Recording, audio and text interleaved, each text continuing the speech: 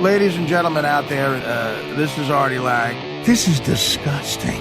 Everybody's too nice now. We're all so nice, aren't we? But the thing is, we're not nice. Secretly, we're mean. That's essentially the show. It is funny. I cannot be a bigger just blob of nothingness and negativity. Party time. You want to get a little limbo dance going? Come on, I'll do it. The third person at the table was the bottom of my stomach. With hair and paleness and stretch marks. American Nightmare. Weight like a spider. And this talks about every controversial subject you can imagine. Shock jock Artie Lang on Media Day. Can't be with that sweet stuff. Nah. Smack the sugar right out of you. Welcome to the Artie.Quitter.Podcast, the breakfast show. People ask me, what's that reference? I say, welcome to the breakfast show. There's a Rolling Stones documentary called Give Me Shelter. And in the beginning, they play, it's from like 1970 or 71. I would very much recommend it. It's one of the best rock documentaries, one of the best documentaries in general that I've ever seen. And in the beginning, the Rolling Stones play Jumpin' Jack Flash to open it. Keith Richards, Mick Taylor was in the band. And for some reason, it's a Madison Square Garden show. For some reason, Mick Jagger says, welcome to the breakfast show. I don't know why he says that, and I don't know what he means. It's just rock and roll cool to me. So that's why I opened with welcome to the breakfast show. It's about Altamont. For you young people, the Stones, to answer the fact that they had a falling out and did not go to Woodstock in the summer of 69, to answer that, in December of 69, they had their own free concert that 300,000 people ended up going to, and they did it outside of San Francisco. It was supposed to be in Golden Gate Park. It ended up being at the Altamont Speedway, which was a racetrack right outside of San Francisco. Again, 300,000 people showed up, hippies and drugs, people mixing LSD and meth, people out of their minds. Several people were killed, but most famously, a black guy was shot. A black guy wearing like a pimp green suit was shot. No, not shot. He was stabbed. He had a gun and was attempting to shoot at the stage. And video and eyewitness accounts prove this. This is why the guy who stabbed him never got convicted. You could clearly see a gun that he points at the stage and was going to shoot somebody, maybe Mick Jagger. And he was stabbed by the security. And who did security for the show is the real story. The Stones claim they didn't think of this. It wasn't their idea. I happen to think it's bullshit. And I think they hung these guys out to dry. Instead of cops or a security firm, the Rolling Stones hired the Hells Angels motorcycle gang to be security at Altamont Speedway for the show. And I think they thought that would make it more edgy, more Rolling Stones, more rock and roll. I think they figured the Beatles would hire cops because the Beatles are nice. We're the edgy bad boy Rolling Stones. We have the Hells Angels doing security for us. And they really threw the Hells Angels into an impossible situation. These people were nuts. These people, the people who came to the show were nuts. And the Hells Angels didn't know what to do. And they did what they felt was right in being pretty aggressive. And attacking these people because they were attacking them. These guys were on LSD and methamphetamine. I think that's what they were mixing it with. Not the Angels, the people in the crowd. Oh. And the Angels had to do what they had to do. And people, especially Mick Jagger and Keith Richards in the beginning, gave the Hells Angels shit for beating people up. They were saving lives, the Hells Angels. If you look at the tape, this guy was going to shoot at the stage. It looks like he's aiming for Mick Jagger because the other thing that's amazing about it is all this is happening 3 feet from Mick Jagger. Whoever planned this was retarded. I don't know who planned out the stage, the architecture of the whole thing. There wasn't really a stage. It looked like the Stones were playing charades at a living room that fit 300,000 people in it. And these guys who were making all this noise and this trouble were 3 feet from the Rolling Stones. The song Under My Thumb was playing. A real slow bluesy version of that tune that I love. And this kid goes kind of nuts. And what was the guy's name? Meredith Hunter? Meredith Hunter was the name of the black kid. Young kid. And he has a gun that you see in the video later. And he points it at the stage. And a Hells Angel stabs the guy. grabs him and stabs him before he can shoot, and he's just about to shoot. And Jagger, and I love the Stones. I love Jagger. I'm a huge fan of the Rolling Stones. But they're in the wrong here. Jagger hung the Hells Angels out to dry and gave them shit for being in the wrong when this guy in the Hells Angels probably saved Mick Jagger's life. And that sounds like a pretty bold statement, but I'm telling you, it's the truth. If you look at it, he definitely saved somebody's life because he was going to shoot somebody, and it might have been Jagger. He was pointing at him, and he was only 3 feet away. And this Hells Angels guy, basically in self-defense, stabbed the guy, and the guy died. And it's one of the most amazing stories from the 60s. And it's December 69, and a lot of people point to that as historians. Point to that as when the 60s and the peace and love and the flower children, when all that officially ended. Not just time-wise, because it was about to be 1970 on the calendar, but attitude-wise, emotionally. The peace and love ended, and the crazy fucking 70s were about to come, and the 70s were crazy. I can remember being a kid, at the 1977 World Series when I was 10 years old. My dad, when he threw me on the fucking field, and told me to meet him at shortstop while cops were beating hippies over the head with, billy clubs and stuff like that. My father said, meet you at shortstop, and 20 minutes later he found me because my father was a nut from the 70s. Everybody was nuts. And as a kid, it was like watching a movie. I remember being 10 years old. Maybe Joe can relate to this because you're the same age. Yeah. The 70s were so crazy, and I can remember as a 10-year-old kid watching it like it was happening on TV or something. And it affected me as a kid growing up around that time. And Altamont and the Stones concert, when that kid was shot and the Hells Angels were security, is when it ended, I think. All that peace, love bullshit. So that Bryan Adams song's actually hipper than I thought? Which one? Which Bryan? Summer of 69? Isn't that his cheesy song? I don't think it's about that. But, that's about him getting laid in the summer of 69. Joe with a horrible analogy. But no, the summer of 69 was a big year because I think either 67 or 69 they called the Summer of Love. Summer of 69 was Woodstock. And, Danny, why were the Stones not at Woodstock? They had to be invited. Or they weren't invited because they had a falling out, or they didn't want to follow The Who. Yes. It was some bullshit like that. No one wanted to follow Hendrix. After the Monterey Pop Festival, nobody wanted to follow Jimi Hendrix, even The Who. And they were forced to. And I think the Stones were afraid to follow The Who and Hendrix. And they were like, fuck it, either just invite us or we're not going. And because of that, they had their own thing in December, and it turned into a complete disaster. But make no mistake, watch Gimme Shelter, the story of the Rolling Stones and Altamont. And the Hells Angels are heroes there, man. And Jagger hung them out to dry. And another great story that came out on the BBC a couple of years ago, and we're trying to find this documentary because I'm fascinated by it. The Hells Angels, because of that, tried to kill Mick Jagger. There's a story where 5 Hells Angels were in a boat off the coast of Long Island, going to the Hamptons where Jagger had a summer home. They were going to, land on the beach and assassinate Mick Jagger. They were going to do a home invasion, go in his house and assassinate Mick Jagger. They were trying to do it because they were pissed at him because of the Altamont thing. And I mean, that's how the story ends. The boat sunk. Supposedly the boat sunk. They never made it to the shore, and no one really knew if Jagger found out about the plot or not, but the FBI thwarted it. The FBI found out about it and stopped it, and there was never another attempt. But the Angels and the Hells Angels are not guys that you piss off. I'm not going to say how I officially know that, but you don't piss off the Hells Angels. No. And Jagger pissed them off. And you know what? Jagger was in the wrong. They saved his fucking life at that concert. And he hung him out to dry. When did he hang him out to dry? Right afterwards, when they were trying to figure out the situation? Right after, he says, look, they were too violent. It was a mistake hiring them, and I will never, supposedly the quote is, I will never be officially involved with them publicly or in any way again. Well, it's weird because in that documentary, we were watching it because you had it playing in like the background of the first week of our podcast. That's how I am with documentaries, Dan. Anybody who's ever lived with me, any chick will tell you this. When I love a documentary, I watch it 50 straight times. Yeah, it was just on. 50 straight times. It's on a loop usually, and I watch it for 2 straight weeks. But in that section of it where the gun comes out and you see the stabbing happen, you see Mick Jagger in a room watching the clip. He's watching the clip. So I don't understand. You can see the gun and then the stabbing, and why is he still mad? I don't get it. Because it's all about image, and who knows if he was getting bad advice from a manager or publicity people. But I feel Jagger was in the mode where, look, if I admit I'm in the wrong, it's really, I think he could have been indicted. It might have been a legal issue, inciting a riot, blah, blah, blah, whatever. Right. So he put it all on the Hells Angels.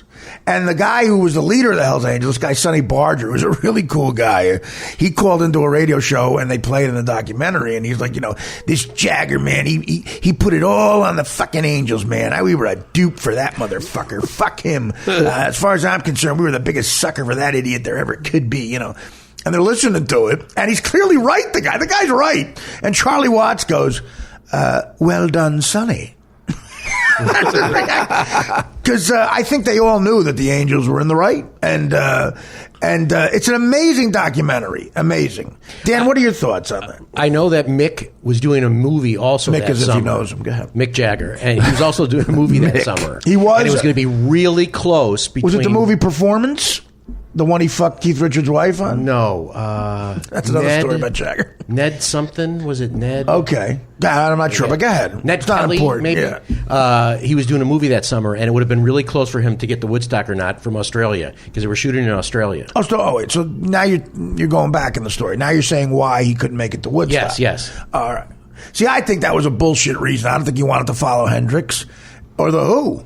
I mean, they always say there's a rule in rock and roll, you don't follow The Who, which is why I had all these tribute things from 9/11 to Sandy. They're always last, It's funny that I think following only exists in comedy, because like when big laughs, it's hard to rock, man. Rock is, I don't imagine it happening for some stupid reason, because there's that long break. They switch the stage over. It's not like here. Not all the time. Sometimes it's pretty quick. At the Monterey Pop Festival, everybody underrated Hendrix because he wasn't really famous yet, and the Who said, "Sure, we'll go on after him," and he just fucking destroyed the stage. Yeah, he was famous in England. He wasn't famous in the States yet. Right. They didn't think it'd be as hard, and they couldn't follow him. And Hendrix became a big star. And then, so the Stones were like, fuck it, we're not. I think Jagger used the movie thing as an excuse. That's my opinion. But anyway, that's why I say welcome to the breakfast show. Because at the beginning of it, Jagger, who ultimately I love, I think he's in the wrong there. The Stones are just as cool as it fucking gets. That's why I say it. He starts that documentary off. Your thoughts, Joe? I thought welcome to the breakfast show was your way of saying that it's early for comedians, 1 in the afternoon. Like, that's what I thought you were saying. Well, that's also why I think it's appropriate. Right. I think I'm stealing it from Gimme Shelter, but it's also appropriate for this. Chris, your thoughts?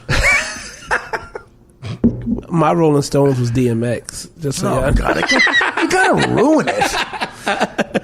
Y'all gonna make me lose my mind. Up in here. Y'all gonna make me act a fool. Up in here. That's later DMX. That's oh, shut up. I only know commercial DMX. I'm sorry. That's later. I think DMX is a talented guy. I was on the Stern Show for 8.5 years. He was scheduled, in the time I was on Stern, DMX was scheduled to come on, I'm going to say 11 times. He didn't come on once. He didn't show up once. If you ever get him, his interviews are spectacular. I'm sure. That's why Howard wanted him. He kept having him come back, because Howard's interviews with Old Dirty Bastard are some of the best. It's some of the best radio you'll ever hear. ODB is a great interview. He wanted I'm ODB, I'm Dirt Dog ODB, because he had 7 names. Yeah. But DMX, that song by DMX, there's a couple of tunes. I'm sure you'd think they're commercial.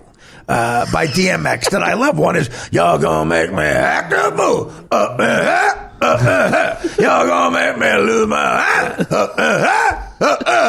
Y'all gonna make me punch this bitch. Y'all gonna make me hit a ditch. A little bit of paraphrasing was done, but I get it. I'm freestyling. Motherfucker. Eventually, here's what that song sounds like to me. It just becomes this noise.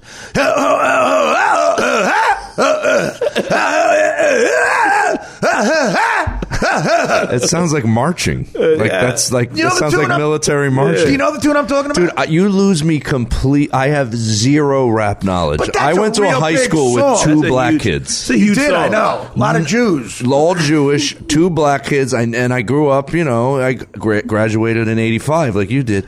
There wasn't rap But no, down there. 85 Dance was, music. 85 was when rap was just starting. I first heard rap in my buddy Mike Horton. But Black Kid was one of my best fucking friends. I know that sounds stereotypical, but Horton was one of my best friends to this day. I love the kid like a brother. He was a quarterback for the football team, and he used to have Got a black quarterback? Yeah, he's amazing. He looked exactly like Randall Cunningham. That's like very forward thinking at the time. We were at a club in Staten Island once in the mid 80s. We got in underage 70 Club Quintessence. I'll never forget it in Staten Island. Sounds fun. And we had these 7 Guidos thinking he was Randall Cunningham. That's fun. He signed autographs and took pictures. That's Randall. He looks like Randall Cunningham. Some dude brought his sister over. He was like, "Look, I know what you're going to do. Just don't tell me about it." All right? Was his nose like 6 feet wide? Listen, I'm not going to get into talking about my friends and racial terms. Randall had a wide ass nose. Did I ever tell you my John Facenda thing I made up about Cunningham and Lawrence Taylor? No. I made this up. This is my finest hour. They called the Titanic unsinkable. They called Randall Cunningham unsackable. The Titanic hit an iceberg in the North Atlantic. Randall Cunningham hit an outside linebacker in North New Jersey. And he just got the Taylor sacking him. But so I knew a lot of rap. I mean, listen, I went to high school with it was like 33% black, 33% Italian, 33% Irish, and then other. Yeah. It was really like, so maybe that is a difference, but I'm talking about mainstream songs. Like that DMX song is a mainstream. Yeah, what year would you say DMX came out? Like on the scene in the late '90s, mid '90s. If you were listening to at all pop radio at all, you might have heard that song. I didn't. Or did you ever go to a club I used to DJ when I was like at clubs. You never heard "Y'all Gonna Make Me Lose My Mind." But I can't believe we're talking '89 to like '91 is when I used to DJ, and I had the records and the two Technique 1200s. I had all that shit. Then I can't fucking believe you never heard that song. DMX wasn't out. It was a huge track. I had Cool Mo D. I remember him. Cool Mo D. Well, that's really going back. That's who was like the rapper then. Like I said, Sugar Hill Gang. Yeah, LL. Let me think. LL Cool J. Mm-hmm. Who was that other guy? Who was the one who? Oh God, who like sang really bad, and that was like the joke. Oh, Biz Markie. Biz Markie. I remember him. What year was he? He was about 88ish, right? Tone Loc. Tone Loc. Yeah, this is all mid 80s. That's late 80s, mid to late 80s. Yeah. But LL Cool J had a tune out that this kid Horton had a mixtape of, and it was kind of like he had edited it to where it went like sitting at the mall, chilling with the milkshake, sitting at the mall, chilling with the mall milk mall, sitting at the mall, chilling with the milk mall shake, sitting at the milk, chilling with the mall shake, sitting at the mall shake, chilling with the milk mall, sitting at the mall shake, chilling with the mall shake, milkwig mall. He mixed it up today, and it's a hit. It was a hit in his car. It was a cassette where he edited it. Yeah, Chris, your thoughts on him not knowing DMX? I'm pissed off a little bit. You keep claiming DJ status, and was DMX the guy? He had like a really rough voice. Yeah. Well, he talk real fast. You know what I'm saying? He's got street credit. He's done time too, I think. He's the shit. Yeah, he's from Yonkers. I'm not saying I never heard of DMX. I'm saying I can't tell you his songs, but I heard of him. I mean, I'm not. I'm not that white. Did you ever hear that song, Dan? Y'all gonna make me lose my mind. You gotta hear that. So you worked in radio. Yes. Yeah, you worked in radio. Yeah, it's a big song. I'm whiter than Dad. That's a DJ. Two big DMX songs. You got Up in Here, and then you got Party Up. Well, how does that go? DM, and if you want it, you got it. Yeah, I know that. That's big. I grew up with these. Okay, Cherry Hill, New Jersey is where I grew up. The whole high school was either Italians or Jewish kids, right? And a lot of Italians? A lot of it. Well, not a my lot. My ex-fiance went to Cherry Hill East. Right. That's where I went. Right. Now, was she Jewish? No. Okay. Not Italian. She was like waspy. Yeah, wasp, yeah. Right. That's probably even more rare. Like there used to be an area in the school called C Wing, and it was just like there would be black kids on one corner, the few of them that there were, and then on the other corner of it were all the Italian kids in like parachute pants. Right. You know, and like some of them and they wore sweatpants rolled all the way up to the knee. That was popular with the cigarettes like turned inside the ankle. Well, did you ever do that thing if you had if you're wearing sweats and one leg was up to the knee, that meant you were holding. Really? That meant you had weed or blow. That's what But, a lot of people on Twitter are liking the Joe Matarese 80s character. Oh, they love it. My brother says I need to bring that back. What the fuck? Come on. I'm in C-Wing at Cherry Hill East. I'm at C-Wing, you Jews. I'm hanging with the fucking Jews. That's why I'm witty. I'm a funny guy.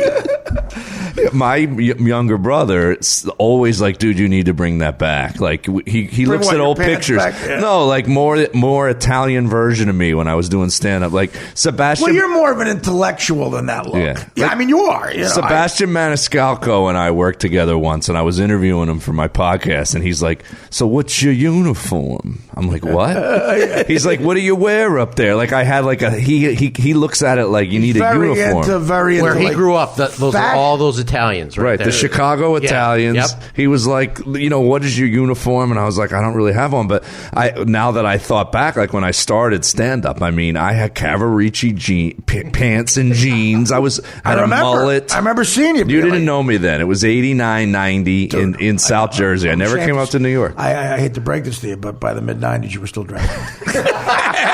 I had a pinky ring. Oh! I had a pinky ring with the letter J on it with a diamond in the middle. Jesus that's an emo cut. Pinky ring. D-diamond flawless clear emo cut. I also had those loafers with no socks, Cavaricci's. And I'll never forget it. Some guy tried to start a fight with me when I was leaving a DJing Of course gig. he did. He's like, "You're hitting on my girl," and I was carrying my milk crates of 12-inch records, and I was like, "Dude, I wasn't hitting on your girl. I don't know what you're talking about." And he just starts swinging at me, and I'm holding the crates of records, and that's when it hit me. I was like, I'm in a fight, and I got a lucky punch in with the pinky ring and hit him right in the eye. Pinky ring in a fight, man. Gouged the eye. It started bleeding, and then I just sprinted out of my shoes, like I'm running barefoot. Out of my Capizio. Me and Sebastian Maniscalco. Manicotti Sebastian. Where's your uniform? This is even more pathetic. I paid a bouncer at the club next door. There was 2 clubs next to each other. I ran to the other club, found this huge guy. I go, "Dude, this is how cheap I am. I go, I'll give you $5 if you walk me back to my car." Cheap? That's how much of a pussy. This dude was big, who I clipped in the fucking eye. The bouncer walks me back to my car. The dude who I hit in the eye just pushes the bouncer out of the way like he didn't exist, like a Lawrence Taylor like arm swoop, and just came at me again. Made the guy null and void. Yeah, the guy was you paid him $5 to walk you. He was like, "Hey, I'm walking." Yeah, he didn't do shit. Yeah, I end up running again in my bare feet. My feet are bleeding from running through parking lot. Easiest fin the guy ever made. If you paid me to walk you, I would have been like, "You didn't pay me to fight. You paid me to walk." That's hilarious. I gave you to walk. How much more money to walk a dog? I lost the Italian in me. Somehow it washed out. I lost the Italian in me. We got to do a makeover show. We should do a makeover show. Get your Italian back. Sometimes I blame my wife because I put a tank top on to go to sleep when we were dating for like a month, and she goes, "What is that you're wearing?" Well, tank top. You mean like a guinea tee. I put a black guinea tee on to go to sleep, like Rocky II style. Do what you got to do. And she just goes, "You got to get that shirt off. It's just turning me off completely." Right. So I took it off, and then the Italian just slowly went away. I think that's what happens. Sometimes it comes out, like I say, when I'm having dinner with very waspy people. I feel like Woody Allen in Annie Hall, where he thinks he looks like a rabbi. I become like John Gotti. I'm like, "Pass the butter. Can I get some stuffing?" So, Artie, are you in a gang? No. What's that mean? Start ordering anisette or sambuca. He got an anisette with some 3 beans, Zambuca, and some Quattro y Tres. Have you ever seen the sketch on SNL where Pesci was the host and he's going to buy a pinky ring at the Italian Ringery? Yes, it's called yes. Italian Ringery. Oh, it's one of the funniest sketches. Go look it up on YouTube. He's looking in a mirror with the pinky ring on, like doing fake shots of Sambuca, and then he starts cursing at the mirror with his hand, looking at the ring. It's the funniest thing I've ever seen. All right, well, so that's that. That's why I call it Welcome to the Breakfast Show. So that's that. Anyway, so I promised this to, again, a lot of Stern fans and people who have my second book wanted me to do this. I'm going to get into this, and I'll again, I promised and teased this. I'll do this today.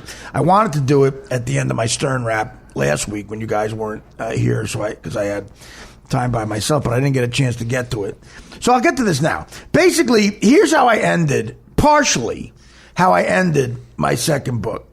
When you're truly down and out, the way I've been, you really find out who has your back and whose friendships have been nothing but steaming piles of bullshit. I'm happy to say that 99% of my friends were amazing, all truly great people who helped me in ways I can't describe and can only hope to pay back. But there was also 1% who were the opposite. I won't name them here because I plan to let them know sometime in the future in a more surprising and hurtful way. These people treated me so badly that their behavior could have only come from a place of insane hate and jealousy. Now I know when you look at me, it's hard to believe that someone could be jealous of me for any reason. Don't ask me how, but these jerk-offs found a way. They treated me as if my career and my life in general were completely over. I might as well have been dead and buried. On the one hand, look, can you blame them? They were just playing the odds. I was in bad shape. So if you hate me for some reason, why not pile on? In the end, they lost because with the help of the 99% who were good to me, I made it. I'm back. I'm not going anywhere. My hatred for that 1% runs deep, very, very deep. As a matter of fact, if it were legal, I'd have them killed. Don't worry, I'm not going to go back to the joint for one of those dirtbags, but if I were sure I could get away with it, yeah, I'd make a phone call or two and rid the world of those scum fucks forever. However, that is not the case. I know for sure there's no way to get away with it. So this is the last I'll speak of it because I'm not going to do anything to get in trouble. I had my fill of it. All right. So that's pretty harsh, obviously. And people are wondering, it's 2 people I was talking about. One is not that famous. I won't get into it. One is someone you know from me talking about him on the Stern Show. And I am much less angry than when I wrote that. And this person since has gotten sick, actually has cancer, and I feel bad. And I would like to talk to the person and bury the hatchet. And really, if I got a chance to talk to him, ask why they did this to me. The person's name is Sam Simon. Okay, Sam is a guy you know from the Stern Show and me talking about him. I met him when I was on the Norm Show. He directed a couple episodes that I was in. And he's a brilliant guy. He co-created The Simpsons, which he has $2 billion from. He helped executive produce Cheers. He wrote a Barney Miller episode back in the day. He was a co-creator of The Tracy Ullman Show. Again, not only did he create The Simpsons and was the head writer of The Simpsons for the first 3 years, he did a lot of the animation was influenced by him. He wrote, he was the head writer, and people under him at the time were people like Conan O'Brien, and everybody in the comedy world respects him, including me. What happened with me doesn't take away the guy's talent. The guy is as brilliant as a comedy writer comes.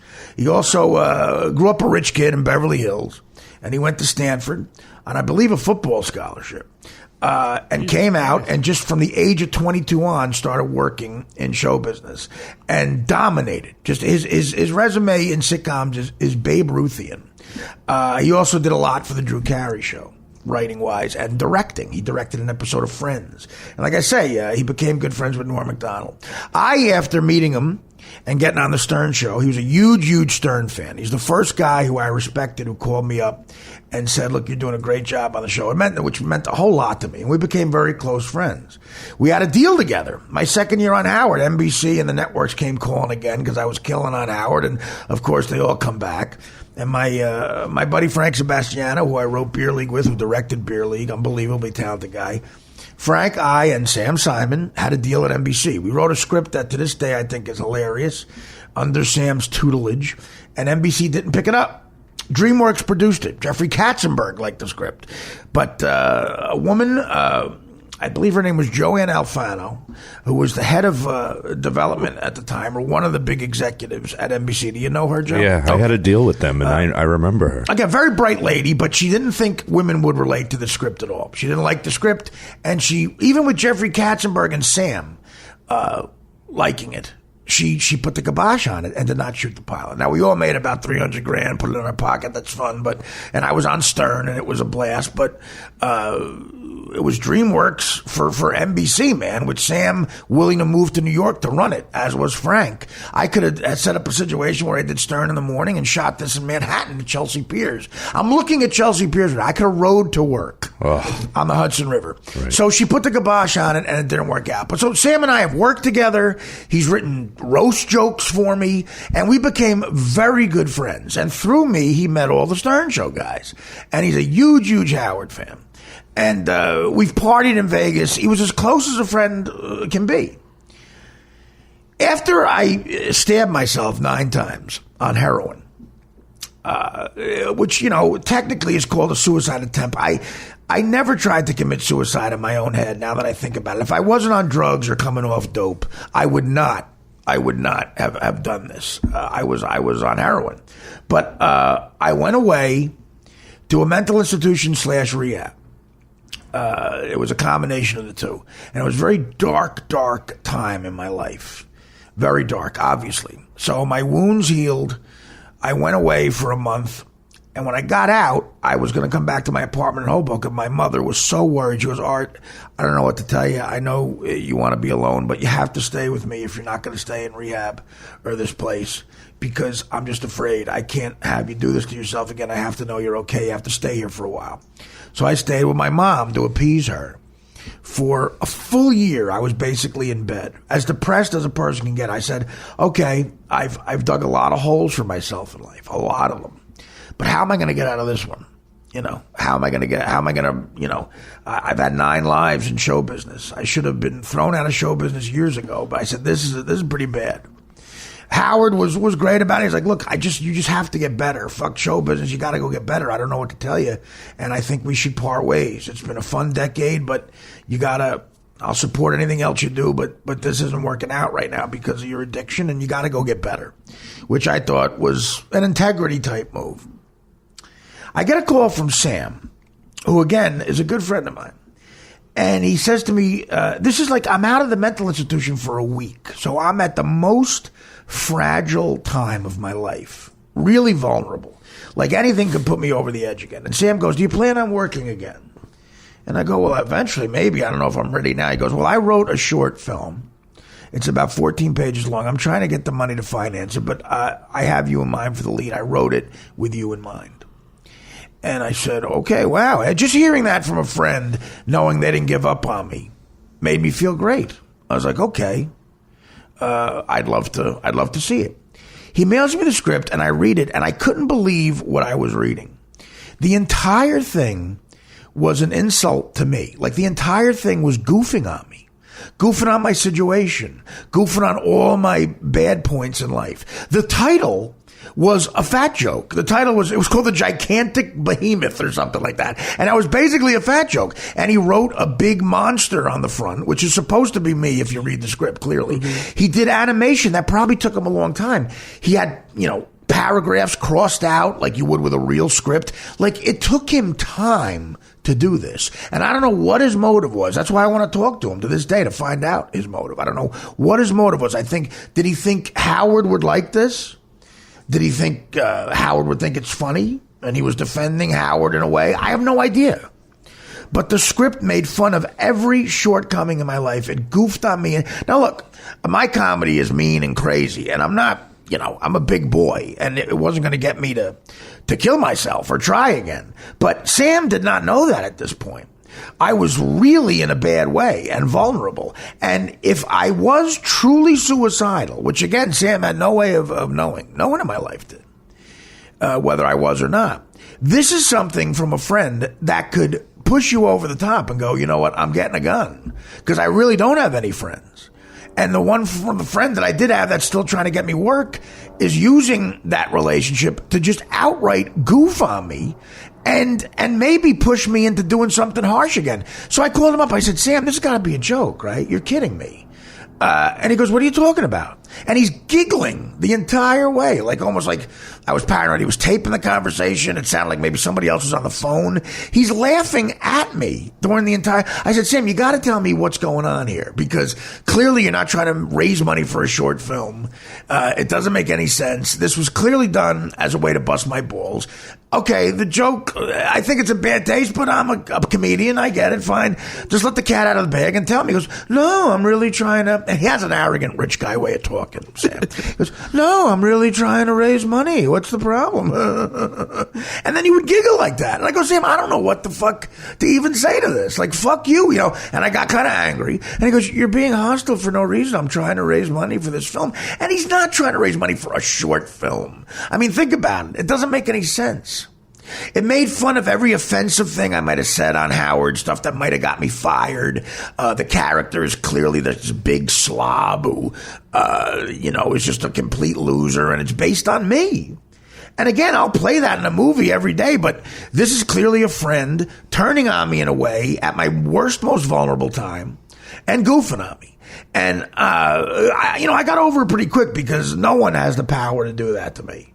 But he didn't know that, and I said, listen, I'm not offended by this because I don't get offended by stupid bullshit, but our friendship really can't continue if this is how you're, reacting towards me in my time of need, kind of. And anyone who knows me knows I can be pretty harsh with my comedy, but if a friend or a stranger is in need, I'm always very generous and I try to help people out. And I needed help at this point. This was one time where I needed not financial help. Thank God I've always saved my money. I didn't need financial help. But emotional help, yeah. And my buddy Joe Matarese, who's sitting here, was a guy who, when we eventually talked for the first time, it's so funny. I apologized for missing a gig while I was in the mental institution that I had booked with Joe. Yeah, I couldn't believe and you Joe said said that. to me, he goes, what are we even talking about? And like, are you okay? I mean, you remember that talk, Yeah, I right? remember it. Yeah, you were at your mom's, and you were as low as I've ever known you. So that's not the time you want to hear right. that. I mean, listen, again, Joe did what a friend would do, what I would do to somebody who was in that position, friend or not. And that's how I expect. Sam used that situation. And again, the motive is what I'm obsessed with. Just out of nowhere to end a friendship like that. He knows I'm a smart guy and I know comedy. He knows I'm going to know he's goofing on me. He knows I'm going to know he's not trying to raise money for a short film. And I've talked to people in my life who I'm close with, and I've shared it with them. People who know Sam, they know Sam can be an evil, vicious motherfucker, but with me and in this situation, they couldn't believe even he did something like this. And they said, you have to confront him to feel better. So I've been in California a bunch of times, thought about going to see him. I contacted him on Twitter in a way of saying, Sam, do you get money for that short film? Let's talk. And he doesn't get back to me. Maybe he's trying to, and I don't know. But another fucked up thing happened, and here's why I'm proving the kind of person I am. In the meantime, in the middle of all this, I hear that Sam has cancer. He had colon cancer, and Sam is also a tough motherfucker, physically and mentally. And he's battling this. They told him he had 2 months to live about a year ago, and Sam is still alive and well and kicking. And I think Sam's the kind of guy, if anybody can beat it, it's him. And I hope he does. I'm big enough to put all this aside to where, again, if I was truly suicidal, Sam could have forced me to kill myself. That's how bad this script was. And again, I wasn't, and I'm a big boy. But now that Sam is sick, I feel bad that, I talked to him the way I did afterwards and fucked with him on Twitter. And I'm rooting for Sam, and I hope he's fine. He's doing great work with animals. Which he loves. He's a charitable guy. He's giving all his money to charity. And it's a lot of money. I think he's giving it to charity. So if you hear this, try not to fuck with Sam in a way like, people get on you on Twitter, because I know Sam's big on Twitter. I'm not being the judge and jury here. I'm just sharing with you something I promised my fans I'd share with you. I just have to talk to him, and it doesn't have to be on the air. I just have to talk to him in person at least, to find out why he did this, what his motive is. And if he sits there and denies it again and giggles, I'll be like, okay, Sam, you have your motives. I'm praying for you to get better. And I really am. I want the guy to get better. And that's all I can do. If Sam somehow says, you're right, Art, this is a situation where I was in the wrong. I apologize. I'll try to work with him on it. I'll try to work with him on it and be a good friend. And once again, I just want to know why he did it, how this happened, and why he would do something like this to me. At my time of crazy. A lot of you might be saying, look, Art, you're just being a pussy, blah, blah, blah. But if you read this script and knew my situation, you too would at least wonder what the fuck his problem is and why he did it. Joe, what's your reaction to that?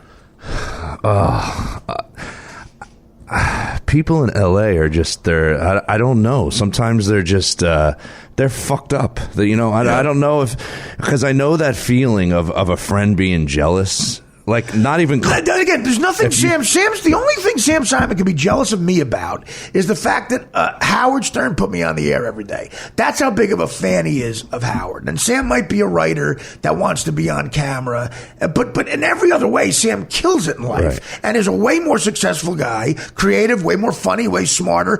Just a winner. Sam's a good-looking guy. He's always good with... There's nothing I can make Sam jealous of, which is what's weird about it. Some people don't get it. I remember having an argument, not even close to this situation, where someone makes fun of me. I remember this vividly.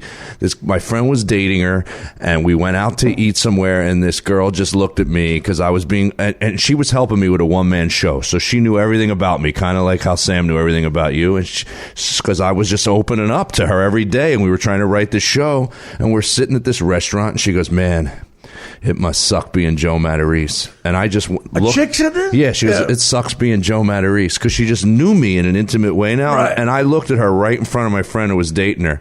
And I go, why don't you have another bite of that fucking cheeseburger and enjoy that shake? And I knew it was going to get her.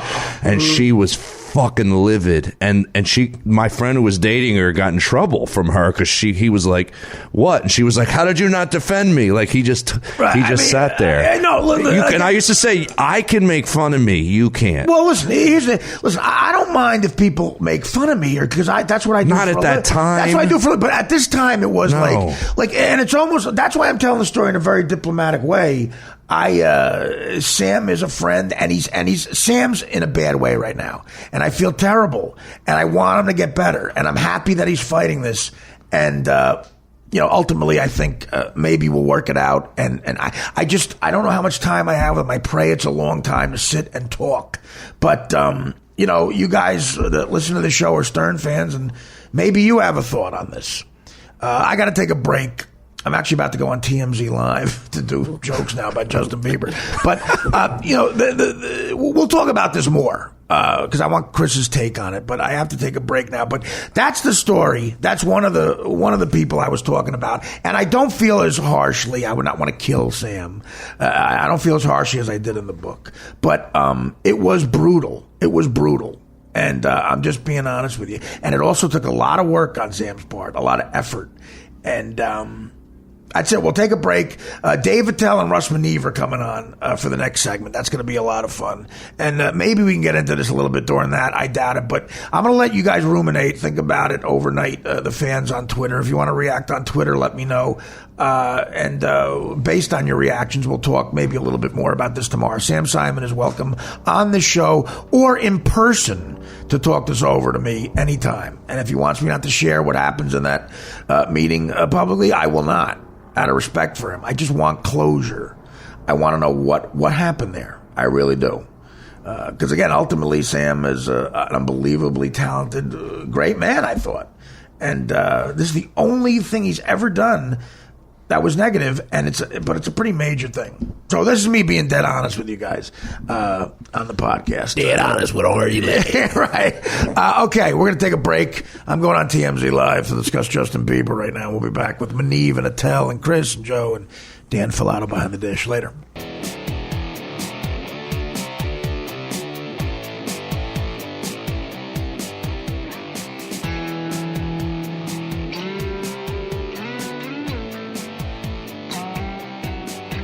The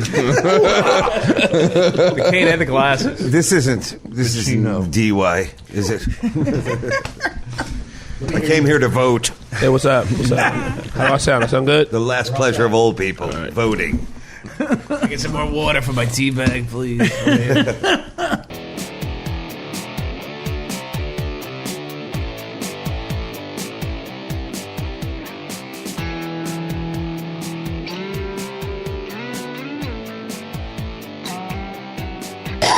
Sorry. Opening it up is Henny Youngman's hacking cough. Very appropriate. Welcome back to the Artie.Quitter.Podcast. That's Dave Attell, who's coughing like a 50-year-old. Hello, or should I say, since we're near the water, ahoy. Ahoy, Artie. Dave already with a quick water joke out the back. No, Dave just turned 50 the other day. Happy birthday, Dave. What? I couldn't hear you. What? Speak up. Speak up, son. And he came in with sunglasses and a cane. And I will say this cane was when my mom was sick, and she got better, so now I use it to board flights early. But Russ and I were at a gas station looking for your in Hoboken. Right. And we bought you a cigar, so congratulations on the new podcast. Thank you, my friend. Thank you. And Russ Maneve. Yes. That's what Russ he's talking about for his second time on the PC. Yes. Semi-regular. Thank you so much. It's beautiful. Romeo and Juliet, that's beautiful. Yeah, I don't know if I don't believe that's a Cuban. I don't. Well, now you're allowed to get them. You can get them. I think that's a Queensin. If you ask me, from Queens. All the romance out of Cuban cigars is gone. You can get them at a Sunoco station. Yeah. Doesn't make any sense.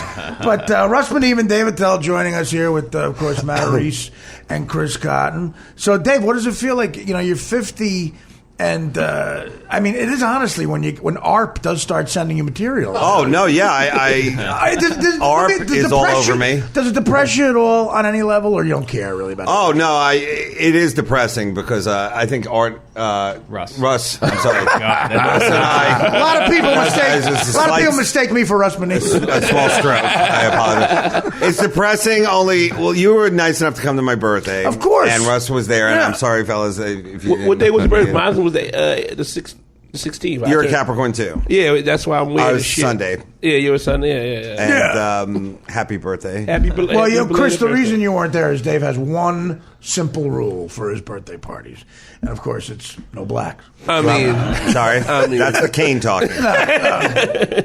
But you all were invited because I think I've had like more birthdays at the Comedy Cellar than anywhere else. That's kind of like the Chuck E. Cheese for comics. You're even like no family, no friends, no wife. Well, your sister was there. I met your sister, which was great. My sister was there. Yeah. Earlier, we went to Steakhouse, and my mom was there. So it started about like at 6:00. Yeah, and then I put my mom into a Uber cab, and I haven't seen her since. No, it was fun. And then the best part was like us all hanging out. But as we were talking about it at night, it's like it used to be booze and drugs, and now it's cupcakes and ice cream. It's so different, man. I mean, the whole vibe. Forget about just like a birthday. The whole vibe there really is because it's almost not cool to party anymore for younger comics. Like they all exercise, they get up. There's no blow, there's no whiskey. Like even the bouncers, security guys, no one has pills anymore. I think Russ and I are the opposite. We actually drink more now as older men. Yes, Russ was the men. designated drinker. Well, you drink the brown liquor. You're a writer's drinker, like Maker's Mark and stuff. Yeah, like whiskey. We were drinking whiskey all night. Well, I was drank whiskey. Dave, you were always a big whiskey guy. But whiskey looks better on these guys than it did ever on us. I mean, you guys look very fit. You guys look like the personal trainers that kind of like come by and do a little CrossFit with everybody. But I find out with the younger generation, it's like their vice is fucking. They do love. I mean, I got to hand it to them. There's no coke. There's no heroin. There's no drinking problems. They like to fuck. Let's ask Chris. I don't know where you're getting all these information. Married. I'm married, so I have a drinking problem, but me and I don't do drugs, but I have friends who dabble. You know what I mean? But here's what I feel. You said you stopped weed. I feel that that a lot of the younger women that are in comedy they seem very promiscuous, like very into just anything goes. Really? Yeah. I think so. That's all young I agree listening. with that. No, I would say that the younger kids are more into tweeting and webisodes and all that kind of stuff than they are into it. But I think pot now is not even considered a drug because, like, I'd say the majority of of the indulgence is weed. You're And right. As we all know, that was always like a plan B for anybody who really partied. And can I just say one thing more about the night where I said to Artie, I go, let's go to a strip club. Like, I didn't even want to go, but we were trying to decide, right, Russ? We were what to do. Because, 50, you're supposed to do something like, I'm taking everybody to fantasy baseball camp. You're all going to learn how to pitch. Paintball. Yeah. We're going to skydive into whatever, Storage Wars episode. The place was perfect that you picked. If you had hung out, you would have loved it. I know, It was you a were smoking telling place me. where you got Yeah. smoke inside. So it was almost like going to a reenactment of New York in the 90s. So smoking inside, using inappropriate language. It was fun. And, I didn't know what to do, but at the end of the night, I was tired. And I was like, I am old. It was fun. it was it was late. fun. Very late. Yeah, you were even overly generous. So your own birthday probably cost you $800. You bought the cupcakes. Yes. There's something about a guy who looks like me buying 50 cupcakes. I was like, it's got to be 50 because I'm going to be 50. Cut to the girl behind the counter eye rolling. Who is this creep? But you bought expensive, I don't know where it was, you have to. Magnolia crumbs. Yes. Yes. You can't get shitty cupcakes anymore. I was looking for a gluten-free cupcake, as we talked about. Kale? I like a cap-and-trade cupcake. It's fun. That's another thing about dating a young chick who has a NutriBullet and she fucking stuffs kale and onion juice and the lemon, the juice of 4 kiwis and all that. And then when they shit, it sounds like Sonny Corleone getting shot in The Godfather. I've only met one person who ever ate kale. So does anybody know? Yeah, no, I is have this my a fantasy? sister. Really? My mother. She got my mother into it. My sister's very healthy, Your ultra sister's the healthy. best. I eat kale. I like it better You than do? in a salad though. I like it better than lettuce. I don't know. I like kale as the Of course. You take bubble baths too? I don't. You like kale better than lettuce. My wife hates it, but I like it better. All right. I don't think it tastes don't that good. It's just supposed to be the most nutritious vegetable. Right, now, but right. Does it Well, taste great? Less bitter than eaten lettuce. Well, Yeah, well, I have to Russ. watch. Yeah, They'll blow up quickly. Is that true? Yeah, absolutely true. Come on. I was 230 for a long time. Is that true? Yeah, really? and I'm 230. 185 now. I was going to say, I couldn't imagine you 230. 45 pounds heavier. Yeah. Russ is the most worked out guy I know. He's a great guy, but you don't eat every day, right? Every other. That's the You only way went I through this already on this podcast. I don't or think no? I have. You never brought up his eating situation the last time we had him. No, I on. know. It's a very interesting. Well, first of all, Russ, he's got to be a funny, great guy because to live his lifestyle for me not to hate him. Yeah. He's got to be a great, great guy. I mean, the guy, you know what I mean? But so you explain how you eat. You sort of binge and Yeah. take a day off type of thing. Yeah, every other day, and that's the only way I could really lose it. I You really eat every other day. pretty much. I mean, I cheat here and there. It's cold now; it's a little harder. That's the worst thing about it. You like You're freezing all comfort the time. food. You like some mozzarella melted on a You have piece of kale. You have the diet of a community college girl. That's what it is. A sophomore at a small local Beaver University or something. College. So are you eating today or not eating today? Today, I'm going to eat today, and then try to fast tomorrow, or maybe 2 days in a row too. But it's the only way I could lose it. I was not able. You'll fast 2 days in a row. Sometimes 2 days in a row. I was never able to lose it though. I really couldn't. I really could not crack it. Were you an athlete in high school? Did you play ball? Tennis. That'll fucking, you'll lose weight playing tennis. I mean, baseball. I remember you could gain weight playing baseball. Yeah. I used to go to office detention, Saturday detention, in corduroy pants. I'd take BP, batting practice, for 3 hours. It was just so much fun. Corduroy. Yeah, but tennis, man, that gets you in shape. Yeah. But as far as the dieting thing, if you can't control your food intake, you'll just never lose it. You can work out till you're blue in the face. It's just not. It's more about what you eat. Yes. The best was a week ago. Russ calls me on the phone. He goes, "Dude, let's call Artie and see if he wants to go play hoops." No, listen, that's not. I don't know if that's going to be able to happen. He did call. I mean, I love basketball. Yeah. I appreciated that. And you play? Cool. Yeah, He's good at hoops. That was good. Listen, I weighed 165 pounds in high school. I played all 3 sports. I was all county third baseman. I played hoops and football. Wow. This is all shit living. This was White Castle at 5 of them. I mean, we did go through. I mean, I went through I know Dave can relate to this, an insanely unhealthy 25 years. Yes, it's a great time. I mean, it was. When you're younger, you feel like you're resilient.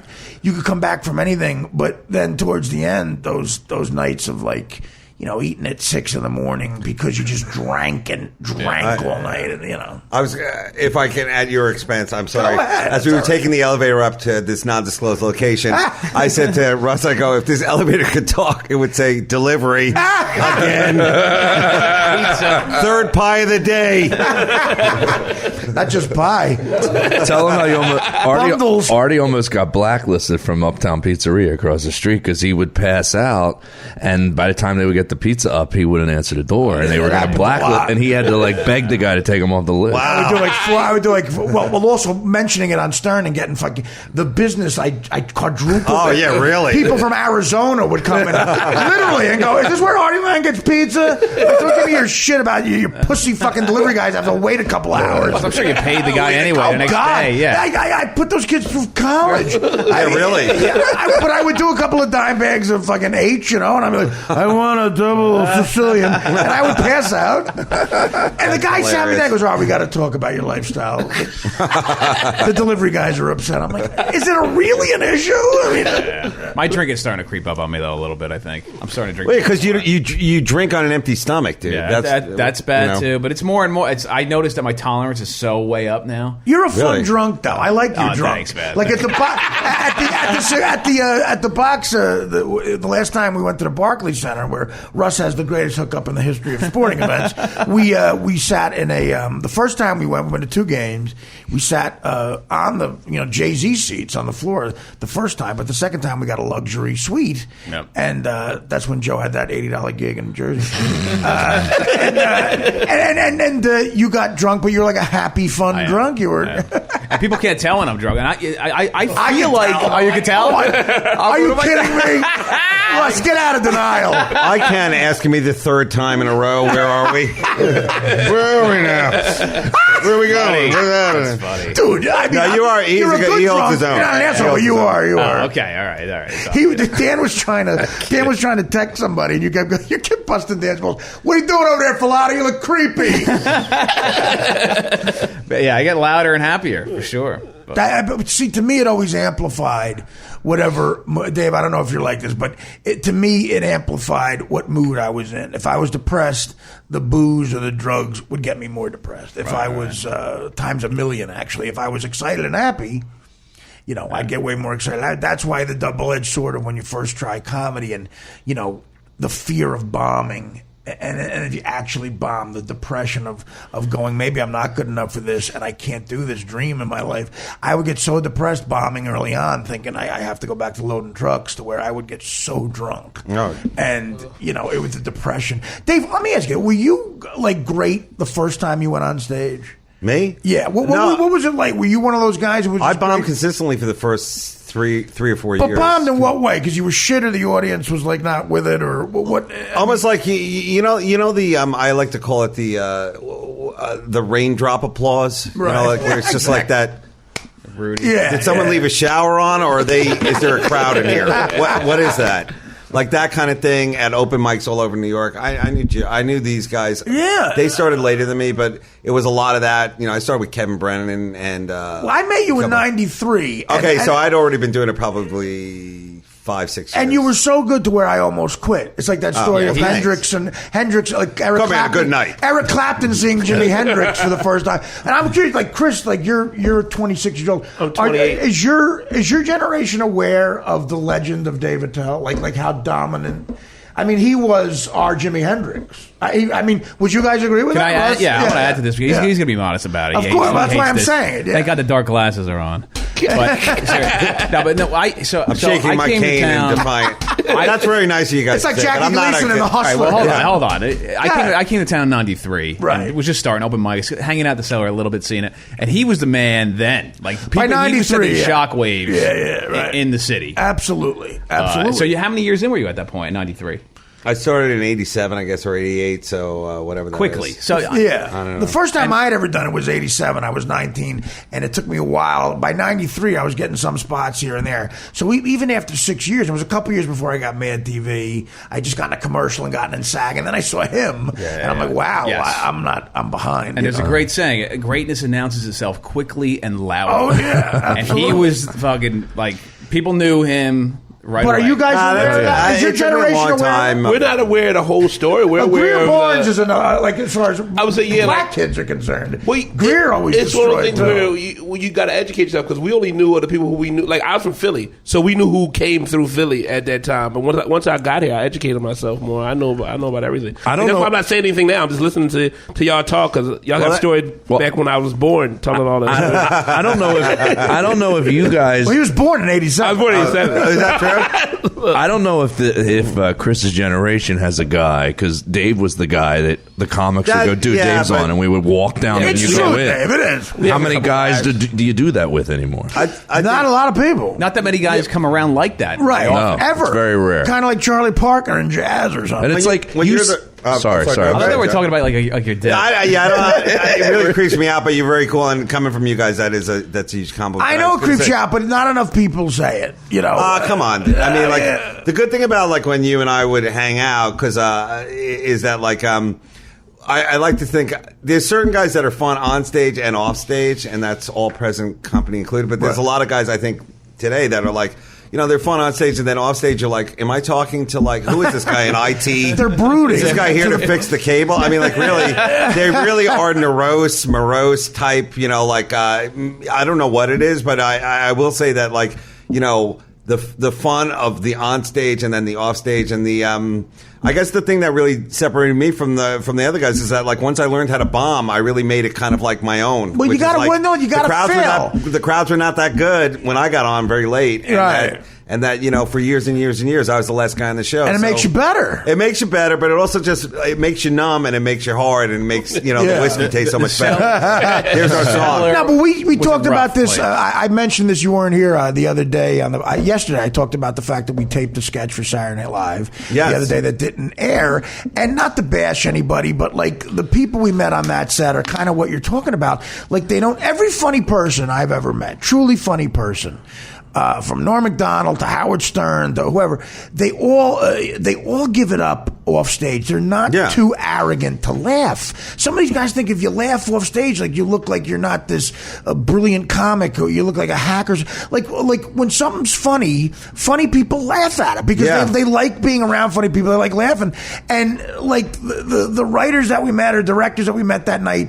The SNL guys, They were stressed out. They were stressed They had a out, lot of work to definitely, do. but It's not a hard fun gig. not a fun group. Like, Well, yeah, the whole thing of it is, and by the way, I think who knows if that sketch is not out there or not. You know, you don't. I know. know, No, I was just going to say that. You know, Wait. Would you say? Well, you could just say SNL just released the skit. Yeah. Where? I just texted it to you. It's online. It's online. Yeah. Oh, we got to see that. We got to watch you it. gotta look at Yeah, it. we gotta watch. Well, to put it on your computer, Dave. I mean, Dan. Yeah. Well, okay. But, yeah, no, those guys were not really. They're writers and whatever. But it seems like you know, the hang is when you get older, and I'm old. The thing is, the hang is what you really love, and like getting to go on stage and really like push it. But you know, it's hanging with the comics, and like when you're on the road for years and years alone, I'm Right. recovering while there's a million. No, things wait. One going on. second. I'm sorry, Dan. What are we doing here? You grabbed my computer.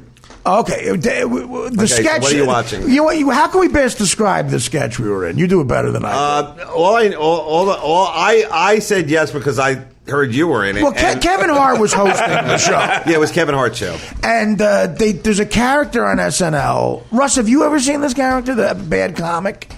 No. He plays, wait. Kyle Mooney's the guy's name. Yeah, and he like does that little laugh. And, Right. He okay, plays I've a seen it, bad I've seen it. comedian. He plays a cheesy 90s comic, and I said, hey, I'm a cheesy 90s comic, and no one laughed. Yeah. Well, the sketch was he's at the Gotham Comedy Club. That's where we shot it. And it was a pre-taped sketch supposed to air, I guess, sometime on SNL. Or I thought during the live show. And they needed people to play themselves, where this kid is at Gotham and he's pitching shit ideas to me and Dave as ourselves and Kevin Hart. And we goof on him. That's the sketch, basically. And we're improvising what we're goofing on him. And I thought it was going to air during the show. It didn't, but I guess Danny said they released it online. I'm curious to see. Cool, yeah. I mean, but that's basically the premise, right? Yeah, we were supposed to be the old salts, the older comics. Right. Hanging out. And, they have some really fun guys on that show now, like Pete Davidson and Michael Shea. Yeah, and a bunch of really cool people over there who are comics also. So, I think the whole idea was to get all the comics together. And Kevin Hart, he's like, right. he's a mega... King of the Hill. Yeah, he's the mega comic right now. So, it was cool. And I got to see Kevin at the... whatever, he's jumping around and that's got to be the most stressful thing. Right. They got like a million sketches to do, and also I think he had a movie opening. Those are hard weeks. That week. That movie, by the way, American Sniper blew everything away, but quietly, Kevin's movie made $21 million. Yeah, there you go. Yeah. So Is that good? that's a big. But which deal. one got more laughs, Sniper or Ringer? Do they do stuff specifically for online SNL now? Do they? No, they don't. I don't know why. I got a question. Would you guys have rather the sketch had either pre-written jokes for you guys to say back to him, or jokes that you could have sat around for like an hour with Dave and try to write some? I'd stuff? rather them write it. Yeah, it's like they made we You're a improv better the whole. actor, Well, I don't we think- improv the whole thing. I don't think improv's a good idea for a sketch. Well, it should be both. I bet you we're in it for a second. I'll bet you $20 right now. Yeah, that might be it too. It should be both. It should be No, you're right. jokes It should and be improv. both. All right, we can watch it. You want to Look at mic this. this up? Oh, it's see part this of guy. it's part of SNL 40. That's my old outfit, by the way. And that's why He's wearing I always gotta have my cup of Joe. That's my joke. Thank you guys so much. I appreciate it. A lot of fun tonight. Nothing. All right, y'all. Y'all give it up for Bruce Chandler. All right, we're going to keep the show rolling. Y'all give it up for the next comic, Pete Davidson. What if we get cut out of this?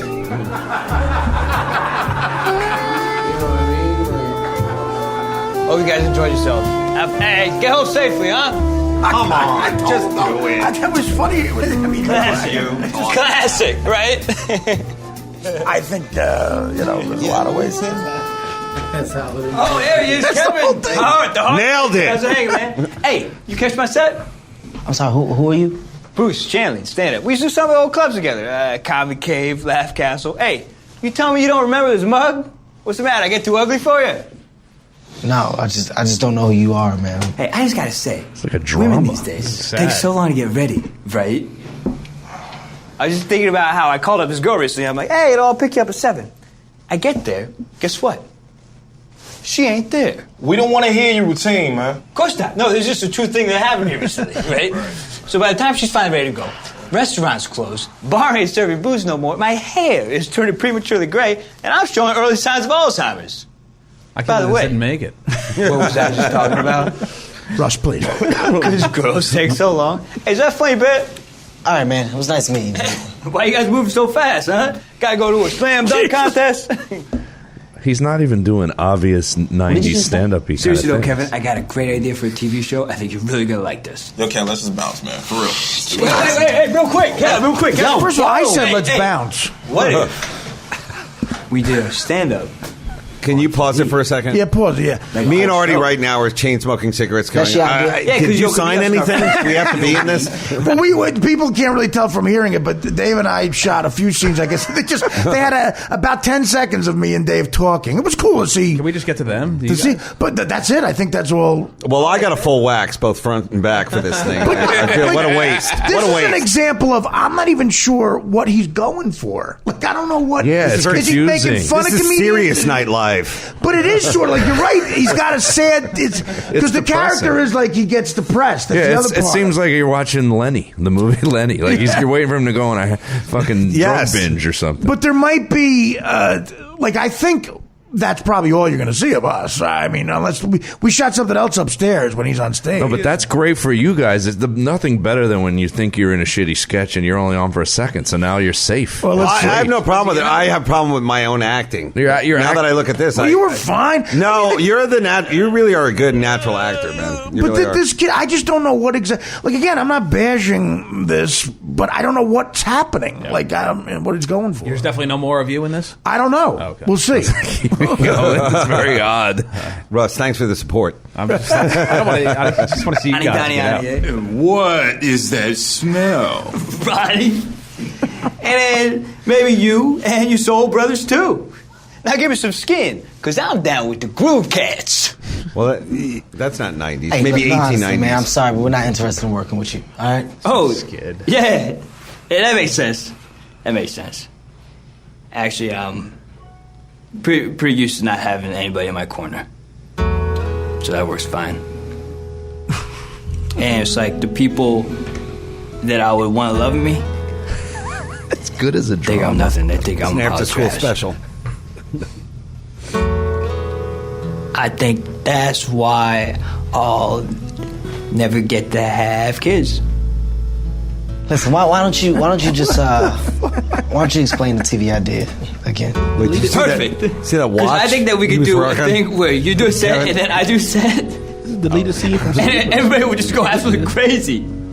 Okay. I get it. I understand it. So it's like a stand-up show, but it's on TV. That's a good idea, so man. funny, dude. Hey, that's a good idea. Hey, thanks, Heartbreaker. Hey, we're about to go slam dunk. You want to come? Hey, as long as I get my cup of Joe first.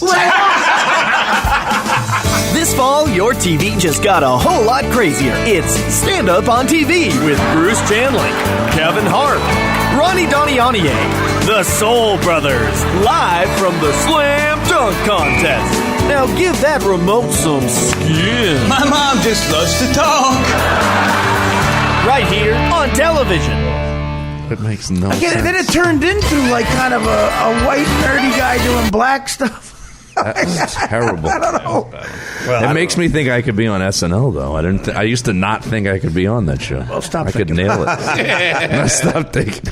No, I think what he's doing is I mean, he's good at what he's doing, but it's not like, I don't know, it's not original. I don't think that's not really an original character either. Where do we draw like the line? A bad comic. Fred Armisen had a funny one where he's the intellectual comic with the papers and he'd never get to the point. See, that I never saw. That was a funny one. Well, did you ever, what was the one when years ago they did with Seinfeld where he was like a 90s they did like 90s comedians him, on though. Jeopardy. They were all on Jeopardy wearing the blazers. Yeah, but with that's the shirt, goofy. That was things pulled goofing up. on him saying like, What's like, the deal? who are these people? Yeah, who are these people? Yeah. Well, as a ventriloquist, I found it half insulting. Chris, what do you think? I didn't get a ha-ha out of it. I kind of took a little baby nap, but it's cool. It's all right. It is what it is. Well, you just ruined. Who's writing over there now? Saul Bellow? Anybody? These old references came with the cane. You should have done that in the sketch. Do you remember? I'm a really bad act. Like the minute they go, you got to say this at this point. Like we were supposed to like kind of like not like look at the guy. Like I immediately felt like I was overacting. Like there's a wrong way not to look at the guy. But I felt like you're like supernatural like right away. But I mean, I used to do sketches. That's how I made a living. But it was before really that I before I did anything. But I mean, it's odd to me when like you asked before about the scripted thing. I'd rather them just tell me. Okay, I want to see the lines. I want to because I know what they're going for. Yeah, right. Because when people write a sketch, they have a specific vision, and if they let you improv enough, they have to keep correcting you because.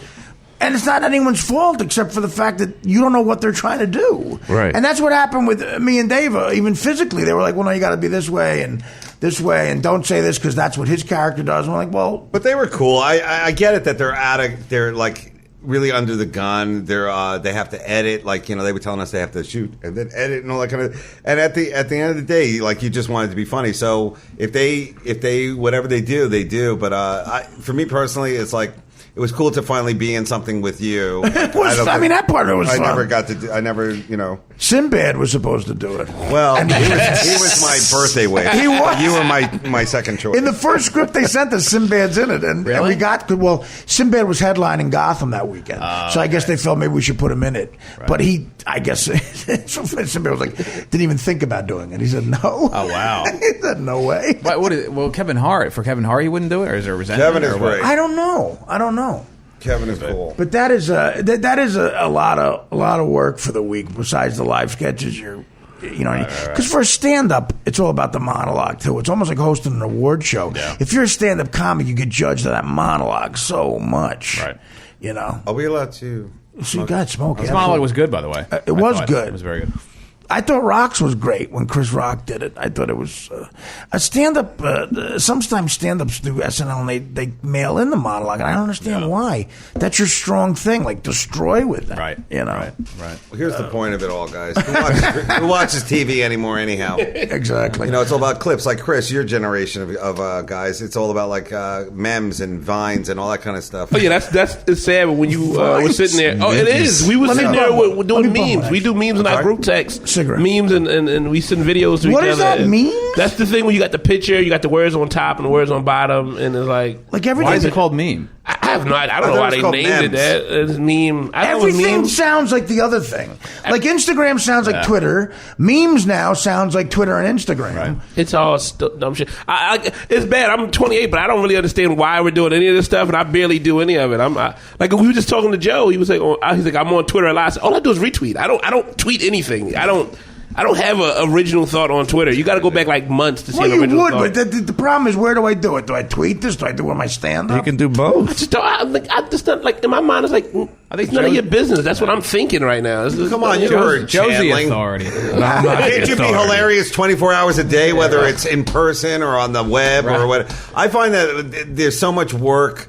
It used to be like getting to the gig was like the big thing, and then it was radio. Now it's like those are like the least of the problems. Now it's like there's so much promotion, like I'm about to do right now for the Punchline in Atlanta. I was going to say, now you have a gig coming up. You have the Punchline in Atlanta. Punchline in Atlanta, which is one of the greatest clubs. I don't know, Artie, you played there. I've been there. I love it. I don't know if you guys have been there, but they have the best headshots from I'd say the last, it's almost like a museum. Right. It's like the Grand Ole Opry of comedy. It's like a Southern club, but not really. And everybody who works there super cool. They have great old headshots of Bill Hicks and Carlin, and I'm talking Gary Shandling, just all these people who went on to, become legendary status, and you see them their original headshots.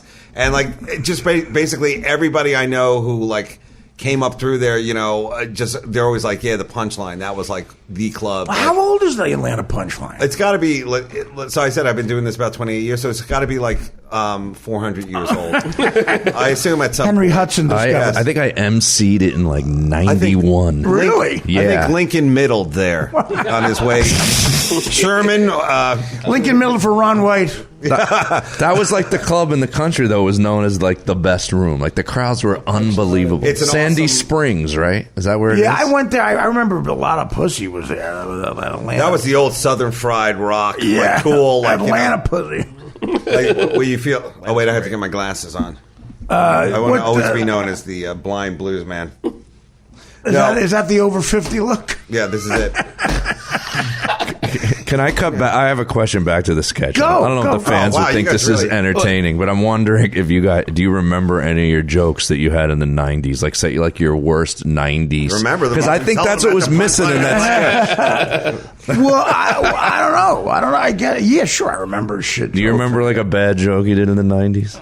Because that's what the sketch, to me, if that guy was just doing some really bad 90s stand-up. He was doing all the mannerisms. That's what it was supposed to be. The jokes were no jokes, you can still do 90s, but those jokes were just bad deliberately. He was just deliberately bombing. Right. Yeah. Right. Yeah, that's the whole premise of that character. The sketch was deliberately supposed to bomb. Yeah. Right? What? Yeah. Joe, can I explain it to you? I get the sketch. I know you're saying this. I'm saying to you me, don't get the sketch. It'd be funnier if he was doing jokes from the 90s and they were bombing. They would have worked and old sayings. He was. But even that, a nerdy white guy trying to relate to the black guys, that's as old as the fuck. Yeah. I mean, black guys and white guys, we talk all the time, right? I think where I don't know. I shouldn't have brought that back up. But I'm just saying, I think that bit of a white guy trying to relate to black guys by saying skin and soul. But I mean, it's Jesus.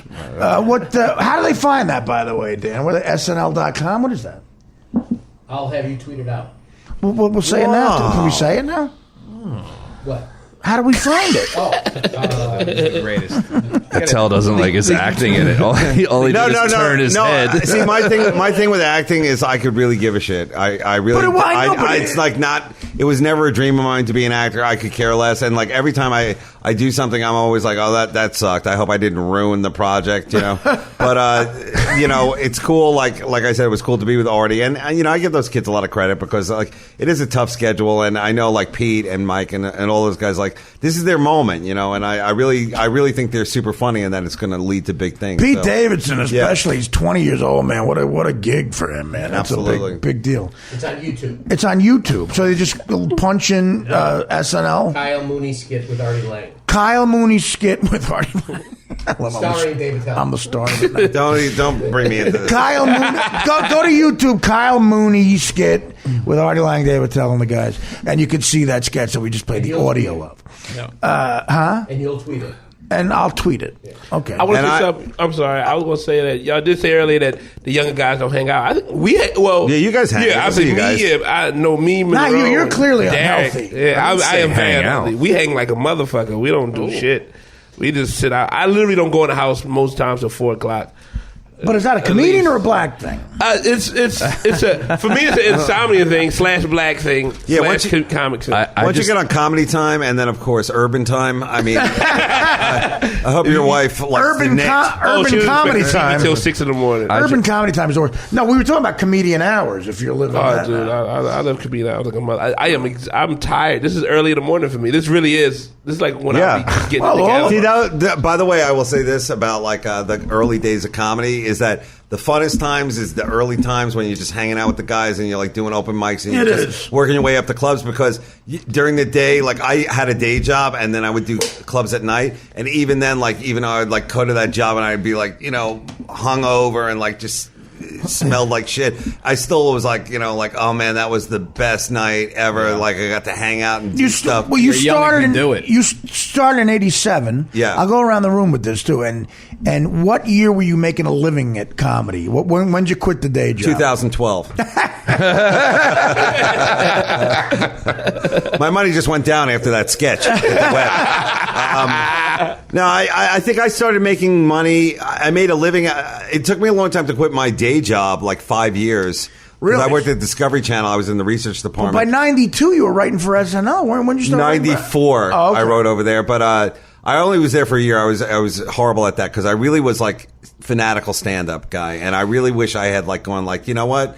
There's going to be plenty of time to do both. But I really wanted to be like Bill Hicks or like a headliner. And like they did not get that over there. And, you know. They want you there. It's how were you approached? Did someone see you at a club and say, God, this guy's a funny joke? Were you writing sketches, jokes for Weekend Update? Like, what was your role? I auditioned. I was supposed to be like a writer there. Right. And like they said like, you know, now like they're really cool with giving like people's time like on like Weekend Update and stuff like that, which is what they should always do for comics, is let them go up there and do like a monologue because they're the best at it. Why not? Yeah. And you know, back then there was very like a caste system basically. You know, you're this, and then you know the performers do that, and then you know you're supposed to sit here and like think of like you know pithy lines for the guest host to say. But I would have to say that you know like. A lot of people, that's their dream. That was never my dream. My dream was to really be like a stand-up comic. And well, you achieved that. I've lived that. Yeah, I beat that dream to the ground. I wrestled it to the ground and beat it to death. Now, what about you, Russ? How long did it take you to make a living in stand-up 5 comedy? years.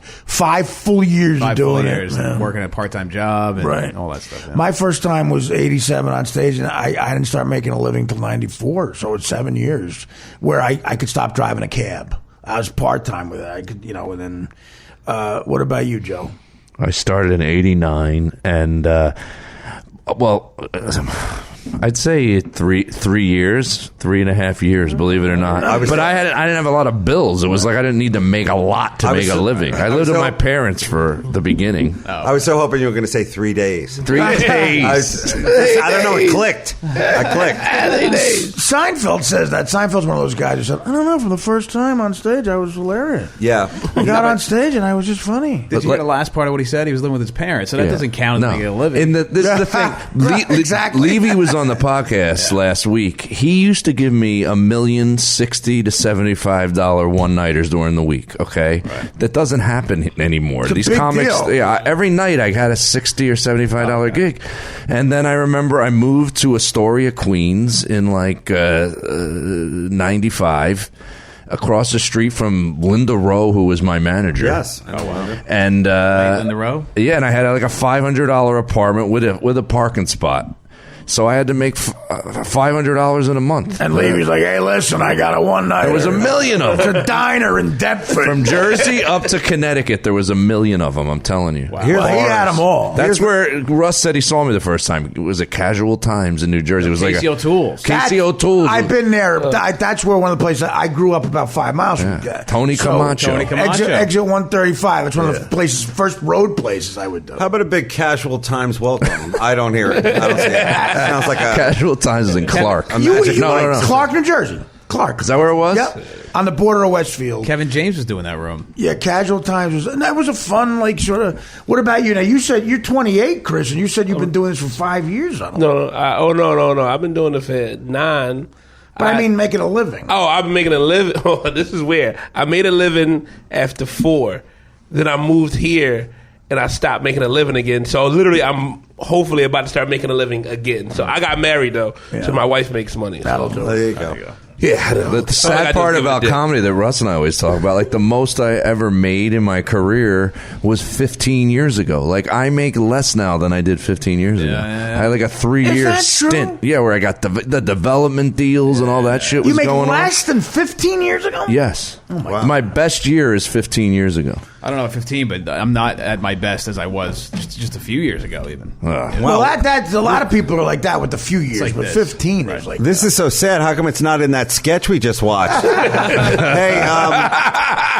That's hilarious. Here's something that no one ever asks is like, when do you think you deserve to get paid? And I'll say like 10 years ago. Honestly, I'm not kidding around. Like I was so bad. Like every road gig I did, I was like, oh, I don't know if I have the time. And I was being blown away left and right by all these like power middles, all these guys like, banjo plus light show plus, guitar playing, psychic. banjo playing stuff. You can't follow a guitar act. But you can't follow a guitar act. Dave is one of those insecure for no reason comedians, though. You definitely, you don't even know that about you. I remember sharing a condo with you in Boston. Oh. We were at Nick's for 2 weeks together. We were in a condo. I think we said hi once. Right, that was the... you banged my cousin's friend, and I thought that was going to make us have a conversation the next day. You were in the... that was Nick's, or was it... Nick's. what's the other club in Zanies? Right? No, Boston? Not in Boston. Oh, in Boston. Oh, I thought we were talking about Chicago. No. No, because I was like, Boston used to be like a battleground for anybody from New York. Oh, like God, you'd go up there. Yeah, when people were like... And everybody would die. Yeah. Like if you were a New Yorker guy, you totally like... There were so many powerful, incredibly funny Boston local guys come out of Boston. And like, they would all go like, hey, do you mind if I do like a little something for you? Oh, absolutely. And then they'd be up there, whatever, Dorchester and I'm Wicked Hamid and something else. It's a big little town. Like Nick DiPaolo up there. Like Nick kills everywhere anyway, but he would kill, like the walls would shake because on top of him being funny, he was doing an impression of a guy who announced your seat was ready at a steakhouse. Right. That everybody knew. You can't do that. You go to Willie's in Dorchester. It's like, hey, your table's ready for 16. Like hitting the walls laughing because he's doing local references. That's like there's not a lot of people in Boston. When Nick and Louis both moved to New York, they were so far ahead of us in terms of like road ability because they had like basically grew up in that kind of jungle of like powerful acts, whereas in New York we're all like, do you think this is funny? And they're like, why are you guys so not, it's like they were so competitive up there that they were like the best, the cream of the crop they got out of there, And the younger guys, like you really had to be funny and quick because the older guys up there, like that guy, like Don Gavin, Kenny Rogers, and those guys were Lenny Clark, were so brutal on the younger guys. Like down here times a million, you'd have to really fight for an inch of funny space. You had to be quick and you had to have a thick skin and go back at them. And they talked faster than like a New Yorker. God. It was like 1,000,000 miles an hour. Yeah. And they were also was like the real opportunity of being beaten to death up there. Right. I mean, no, exactly. And I'm talking like we're like you're really afraid to mix it up with the crowd because the crowd can fight. You know, this Right. was like during this is Southie. There's like a Chuck Norris film waiting to happen there. Somebody wants to wheel kick you in the face. Right. You know, just like, you know. Like Mark Wahlberg's a movie star that's not a pussy. Like he'll knock you out. Boston strong and Boston fights. I mean, like I know that. I've seen more punch-ups on the sidewalk out there. A lot of in heels, by the way. A lot of chicks going at it, girl on girl. How rough the Cellar was in the early '90s. Yes, that was a fucking. That was a little battle. Yes. Well, the great story about, again, that Boston attitude, and then Nick had it times a million. That great story about Nick and Patrice, where even it, like something that would sound caring coming out of a normal person's voice, like with a guy from Boston, especially Nick, sounds like a dagger to your heart. Like that story with Nick and Patrice, where Patrice got a physical, and everybody kind of knew he was getting a physical. Nick said to him, "How was your physical?" You know, like how was your? How was your physical? How was your physical? Like just like a death. I'm still like, how was your physical? Like I don't care about you, but I want to know how your physical was. And Patrice said, this is the greatest story. Patrice said, "Man, I got 7 out of 10 things that kill niggas." And like a bullet, Nick goes, "Is one of them a handgun?" I mean, that's a Boston conversation. Because Patrice was from Boston, too. Right. That's a Boston conversation. Yeah. They break balls in a whole nother level in Boston. And it's like you said, too, the fights. I've seen guys beat the shit out of guys wearing, they're in a suit fighting, perfectly. Right. I remember I went to the Fenway and saw the Phillies play the Red Sox, and afterwards the guy was wearing a Phillies hat. Someone said something. Fenway. What do you say, Sarah Jessica Parker? Fenway. You said the Fenway. I said the Fenway. Did I? No, I didn't. I made a homer. I think I said the and stopped and then said Fenway.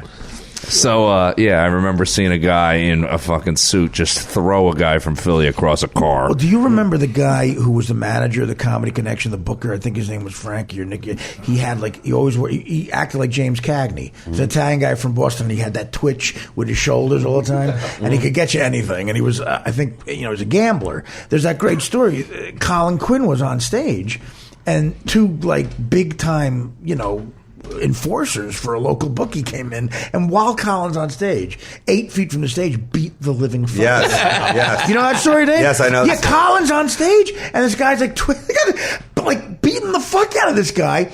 And these guys were just pros at this book. He sent the bouncers, the poor guys from the Comedy Connection. The bouncers tried to break it up. They were in the hospital for 6 months. These guys were professional, goons who just fucking beat the fuck out of this guy, the manager, and the bouncers for the Comedy Connection while Colin's on stage. And here's the saddest part, because when I first started headlining there, he was the guy who was the nicest to me. This degenerate the guy I'm talking about. He knows me. You'll get him next time, kid. Don't worry about it. He was great to me, too. Yeah, I see big things for you. You're all right. You're all right. You're all right. You're all right. And he said old-time phrases like, "What do you hear? What do you say? Yeah, what do you hear? What do you say?" That was the old Boston. It's not like that at all now. I mean, it's very metro up there. It's all sculling and recycling. And everything changed. It's all sculling. It's like that everywhere. It's just nobody, I think my generation, we got very few comics who were left that was you gotta be funny. In Philly, it was tough as shit. That's another town, Philly. But then now, I'm gonna be honest, I go back to, these kids are shit. Because everybody left who cared. Everybody left who was you gotta be funny. Now they're I'm working on this thing about grits. And it's what the fuck are you talking about, dude? Grits? Shut up. Write a fucking joke that people can laugh at. Stop having everybody sitting there thinking for 45 minutes straight. No one cares. I noticed that. You said, come and do a spot after, because I was at Helium in Philly. You said, come and do a spot at this bar, and I'm like, dude, in Philly we're gonna do at a bar? That's gonna be terrible. But nowadays comedy's different. You can do fucking comedy in a bar, and they listen. They're this is weird. What is your great bit? Sorry to make you do a bit, but your bit about a guy trying to open up a Cowboys bar in Philly or something. In L.A., they had trying to think what the premise of that in joke LA, was. In some cities. It was because I lived in San Diego. A walkout on a podcast. He's a walking Russ. Enough of this. He's out of here. Walk out with a nice, delicious boo, Russ. Russ, this is not a typical Joe bit. It's good. You just cracked up Filato.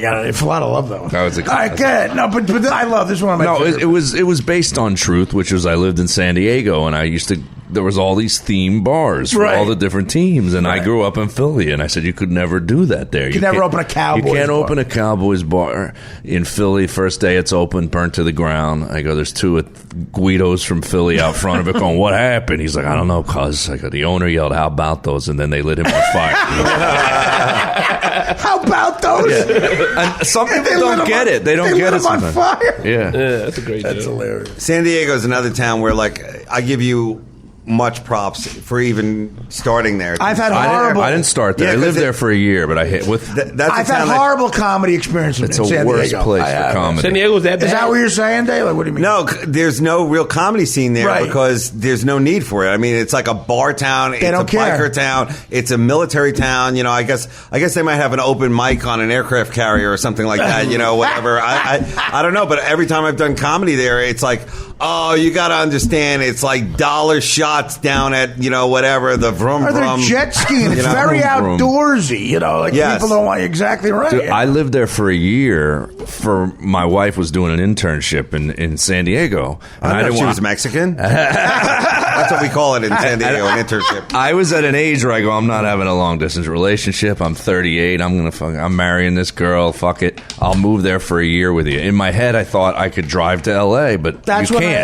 Because it takes like 5 hours in traffic. And I have to say, that's when Joe was driving across country with this lovely woman who became his wife. I had never met her before. And I'm playing the Improv in Tempe, Arizona. I'm by the pool at the hotel with my ex-girlfriend, Dana. This is like, 10 years ago?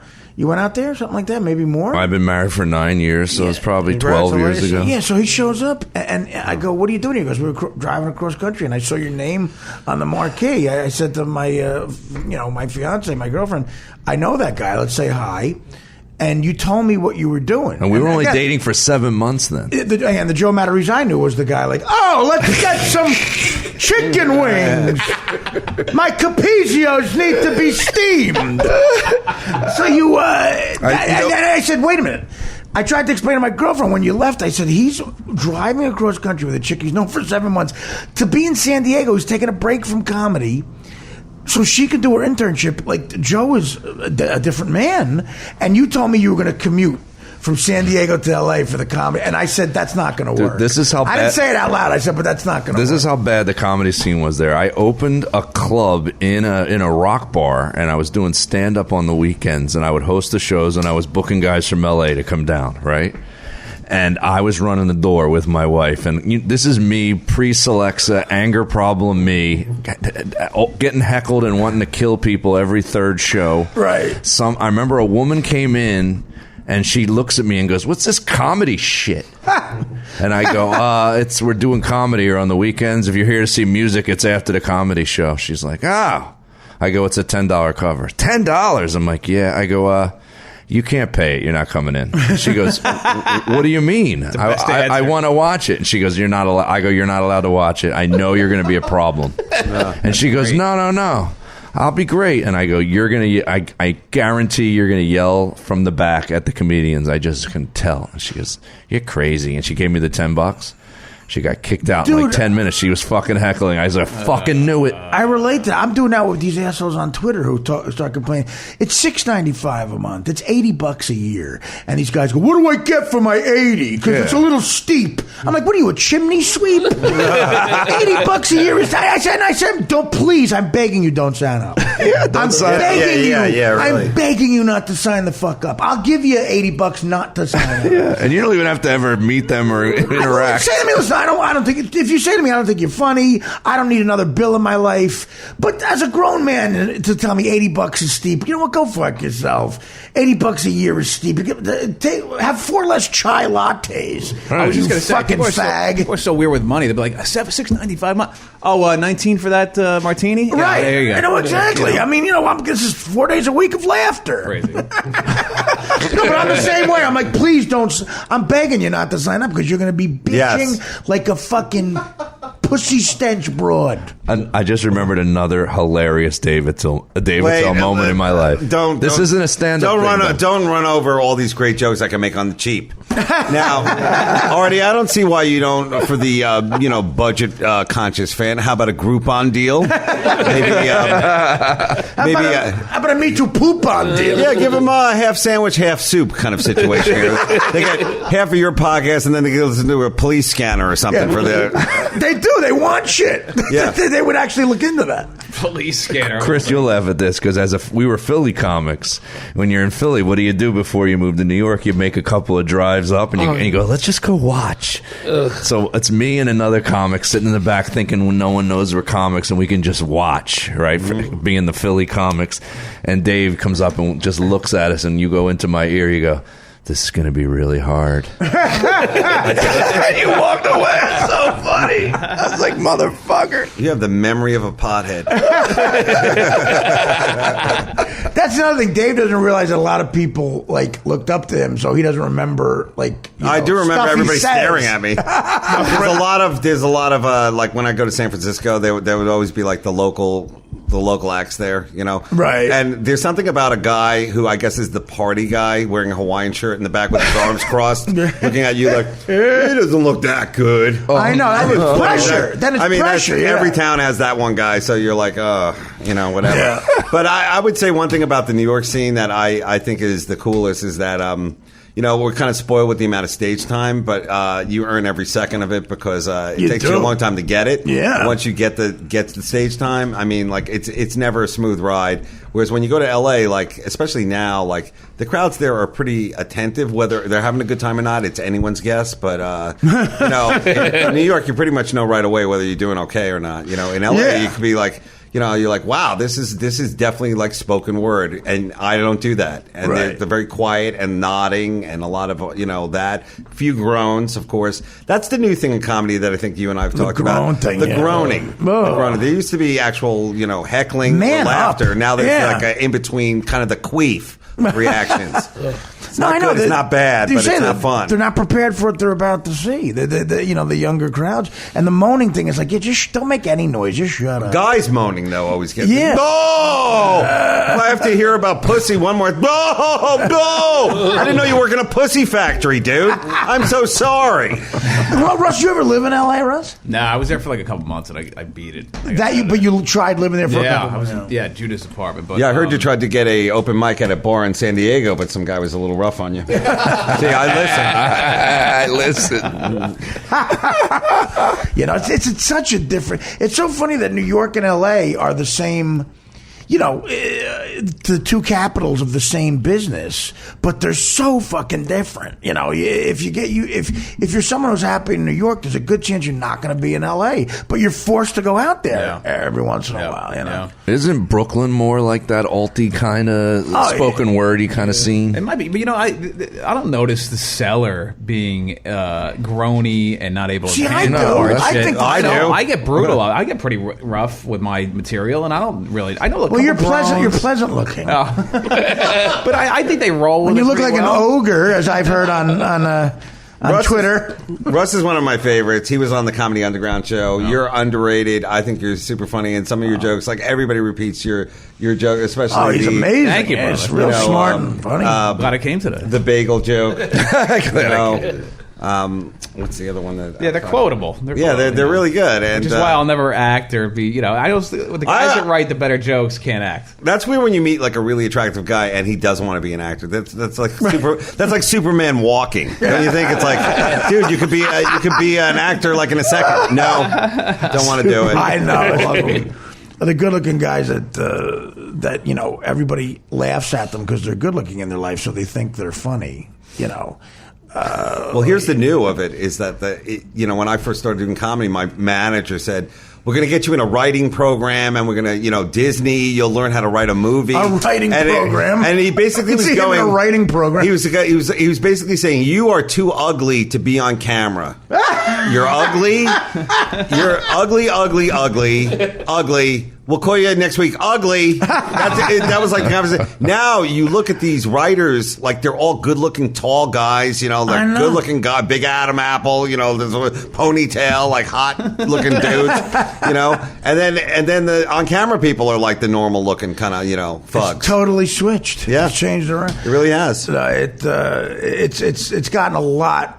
I don't know if it's social media thing and people's attitudes change, but it's a much different business than it was 20 years ago. Don't you think the writers are the guys that are more like normal, a little less dysfunctional? They want to be able to live in a house and have a kid. And, and very often they cannot handle themselves on stage. Really, the charisma's not there. It's flat. Well, they don't put the time in. That's the other part of it, and absolutely. And I love when these people on the road book guys who are supposed to make a name for themselves on Twitter, and then they're surprised when they bomb. It's I'm like, what do you mean you're surprised at that? Of course, how could that not be surprising to you? Right. I mean, Jesus. But a really good guy, you just sense it right away when he gets up there. Yeah, someone who has some sort of presence and shit. Comment? I got me. Don't fall asleep. Yeah, Dave really, awake. Really, Dave. I was just going to say the Comedy Underground show, which all you guys were a part of. Talk about that. You guys. I was just going to say that show. Although thanks a lot, man. I think I apologize. Sorry. I'll come by and hang out. You meant it when you said this is going to be hard. No, I was just never going to help you. I was just going to say that show is what comedy used to look like, which was like basically really unfiltered and uncensored, and like an old hack like myself hosting was a fun ride for me because I got to I got to think on my feet and bring up the new acts, and like it was really difficult. And I think the crowd really dug the whole idea of like the comedy club feel. And now that the show probably will not come back, I don't think that they will renew it. I'm not sure, but well, Tosh.0 has a full block of so they have other choices, but I would say that the live version is way fun too. And like we have another one coming out January 27th at the Comedy Underground, Village Underground, which is where we do the Comedy Underground. It's great. No, it's a fun, and everybody's had fun doing it. Yeah, no, and I hope I'm taping my special there in April. Oh, really? At the Underground, yeah. Well, because of you. I hope there's some luck left in the room after our one season on air. But you'll love it. Though. You'll love it because that is a great room, and it's so cool to just get the guys up there and like it's not just the comedy. I mean, we banter around. No, I've been like lucky you and I did on my birthday. I've been lucky enough to go up there and like throw out the first joke, as you said, and then and then do a set, and we did have fun. Well, you do that with a lot of guys. Like Russ goes on stage. Dave does this thing where he pulls guys on stage. Yeah, me and Jeff Raw. I mean, like the whole thing is like to keep pushing it and see how far you can do it. The other night for Dave's birthday, we had a blast. Me, Dave, and Kevin Brennan. It was nice. It was nice to do that for your birthday. We were on stage, like goofing. But what did you say we looked like? I remember you said we looked like an audition for One Direction. Yes, I look like the Joey Fatone of One Direction. But no, it's listen. You gotta keep rolling. Who's it? You Russ? You were saying that it's different now, or maybe Joe was saying it that a lot of people, a lot of comics in the old days, you didn't linger at clubs, but now guys have nothing else to do. People stay at the even the really good, great comedians, they stay at the Cellar. They just keep doing spots, compared to the old days where people moved on. Well, Russ and I were saying, like, back 10 years ago, we all would, I got 10 spots. And like that, that's what it was. You'd be like, boom, boom, boom, boom, boom. Now it's like, you can't sync it up. It's impossible. The managers switch too often. The bookers change. It's not just that. There's a backlog. Like, when we came into town, all these guys had gone on. Right. They moved on. They left. Yeah. They left. That was the point. And now all these guys with all these credits and all this ability, and it's just this backlog, and there's nowhere to go. Well, you talk about the guys who manage the clubs too. Sometimes they're so out of touch. That guy, that real tall guy, Tim Davis, who was he was stand up New York. Oh my God! I mean, I didn't want to be arrogant, but I had been on Mad TV for 2 years and a sitcom for 2 years. And he knew that about me, and he's trying to get me to MC. And he called me. I go, I don't feel like MC, and he goes, $60. Tim, I don't want to sound like an arrogant asshole, but you really think that's going to get me off the couch right now? Right. $60 to MC from 6 p.m. to 2 on Valentine's Day, giving out Mylar balloons to Jessica. This fucking business attracts the worst people. Yeah. I had an MC on Valentine's Day there once. He wanted me to hand out Mylar balloons. You talk about being less into it. I was like, trying to be a little romantic. Like when free wings. When I started free wings.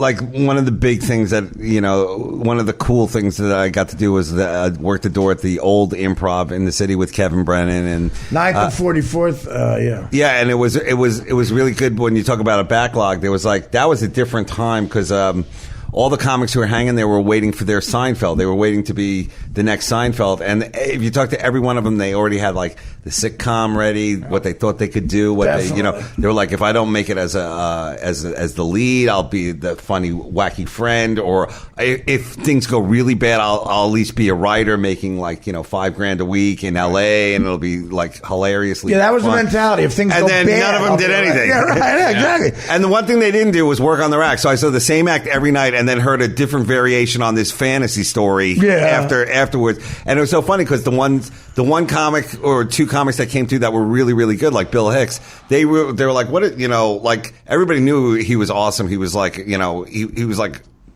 whatever. It was like looking into the sun. It was that whoa, what was that? And then all the people at the club what's with this guy? What an attitude, and I'm like, this is what real comedy is. They don't get it. Yeah, because everybody else was basically, whatever. They were stuck. How great would it be to have Bill Hicks around today to comment on the world today? TV today, and really just lace into the Kardashians. Bill Hicks is Venom. Right. You're right. He would just oh man, he was be the great original. to have that. Yeah. Does Stanhope have that? Oh, I'm sorry. Yeah, no, Doug Stanhope, who is my favorite comic. I love him, man. He is pretty much, but he's not like Bill. Bill was a little preachy. Doug is not preachy like that. Doug is for I like to think of him as the end of days. He's all we're all going to go down, so you might as well just enjoy the moment, that kind of thing. He goes down swinging. That's what I love about him. He's the direct opposite of the comic you were talking about, going for the sitcom, not working on their act. Direct opposite. Yes. I'm not going to suck that dick of I got to work on my sitcom set. I'm trying to be good and honest, and I think that's why I like everybody here sitting here. Russ is that times a million. I mean that in the best way. It just Chris, the jury's out, of course. But what about it? Are you aware of the Bill Hicks legend? Do you know him? Of him? A little bit. Yeah. How about Bill do Bellamy? My research. I do my Bill Bellamy. How to Be a Player was a game changer. No, I just know I know shit. You know what I mean? I do my research on everything. Whatever I don't know. I'm young. You don't I know know a lot shit. Of shit. No, but Bill Hicks is a guy you should know a lot about. I was a comedy nerd, I guess, to some degree, but I really it's so easy now to listen to comedy on the web and all that kind of stuff. But when I was growing up, you really had to commit to it. You had to buy an album or a tape, and you had to listen to it. Right. And now there's so many different ways to listen to comedy. But I would say that before I was a comic, when I was listening to comedy, that was the coolest. When it was just me and George Carlin in my room. Right. Absolutely. I remember the first album I ever got. My older cousin Jeff gave me Class Clown by Carlin, and then I got That Nigger's Crazy by Richard Pryor. I remember having my mom buy that for me at Sam Goody. Yeah. I go, Mom, can I get this? Yeah. So far, I have a similar story. Bradley's department store was set up where you had to ask the guy behind the counter for the album you wanted. Right. And on cassette, there was a black kid behind the counter. I'm trying to get that Richard Pryor album. What is the name of that? That Nixon's Crazy. But you're right. It was just you and them in the room, and there was something romantic about it. That's a perfect word. Yeah, I think every comedian anybody became a comedian when the young comedian special would come on, or any stand-up special back when HBO was new and emerging. Just wow. I remember being a kid wow. Eddie Murphy's Delirious. Eddie Murphy Delirious. Yeah. That first Richard Pryor. Yeah. George Carlin at Carnegie, the early George Carlin HBO specials. Those specials on HBO, I'd be riveted. Right. I remember, I was doing stand-up, like I said, started in the late 80s. And my first road gig, and I had just watched him on The Dirtiest Dozen, which was like a pay-per-view, wasn't it? You had to pay to watch it on cable. Was Bill Hicks. I call the booker. because I was the MC at my local club in Philly. I still remember the guy, Alex Raimondo, this Mexican comedian, and his girlfriend booked. Here's a comedian. Oh no, he was Mexican. His girlfriend booked. His girlfriend Sarah Nye or something. You might know her. She booked like a whole bunch of improvs. He goes, call her up on the phone. She'll give you a road gig. She'll book you at the Improv in Cleveland. So I call her, and she goes, okay, here's the week. The headliner's Bill Hicks. And I literally said, get the fuck out of here, out loud. She goes, well, why are you saying that? My first row, I go, he's fucking amazing. I just watched him on this thing. Right. Oh my God. You know what Hicks And now I'm picking him up at his hotel every day, taking him to the gig, and I watched every single show. What a great moment. And then it was never that good again. Like I was never working with headliners where I'm watching them every show. It's never that good again a lot of times early on. But what set Hicks apart to me was, because a lot of times a lot of his politics I didn't even agree with a lot. But he was on top of the anger, and which was always good listening to him rant, was he was actually a funny person, like joke-wise. Yeah. Yes. He wrote great fucking jokes. Well, he's another Like one. that He joke didn't where- have the charisma off stage, but on stage it was there 1,000%. So he wrote. He came alive. I just didn't know him well enough. Yeah. Well, he was probably pretty No, charismatic. off stage. Did you know him well? I met him 3 times, and every time it was like, I guess what like being a new comic, it was like, I can't believe Bill Hicks just talked to me. Yeah. But I would say that my favorite parts with him would be when he'd go into like a rant about like the government or something like that, and then somebody would heckle, and he would like slam him down like a guy who's worked the funny bone for 10 years because he started when he was 15. So he had all the road skills that you need. Because he was like a master. So he had all the road skills. Whereas these old comics are like, I'm like him, man. I'm like, no, you're not. No. You've never played Alabama. Yeah. You've never played any of these places. He was a technician on stage on top of being the artist. Yeah, you know, if anything, he dabbled in the drugs and all that stuff for the experience, the mind-openingness, and also just, I think, the sheer boredom of having to perform for, like, mall comedy crowds. But he wanted to take it to the next level. So a lot of people forget that. A lot of people might think he was totally clean for a while before. He was totally clean. And he got pancreatic cancer. It takes you out in 2 months, but he I mean, even he was such a talented guy. He was. Guitars, like films, and with his staying friends. true to what he believed in. You know, the whole thing was like. But I love the fact that he could do something really crazy, political and nuts and angry, and all this venom, and then write a joke like you know, your boss says to you.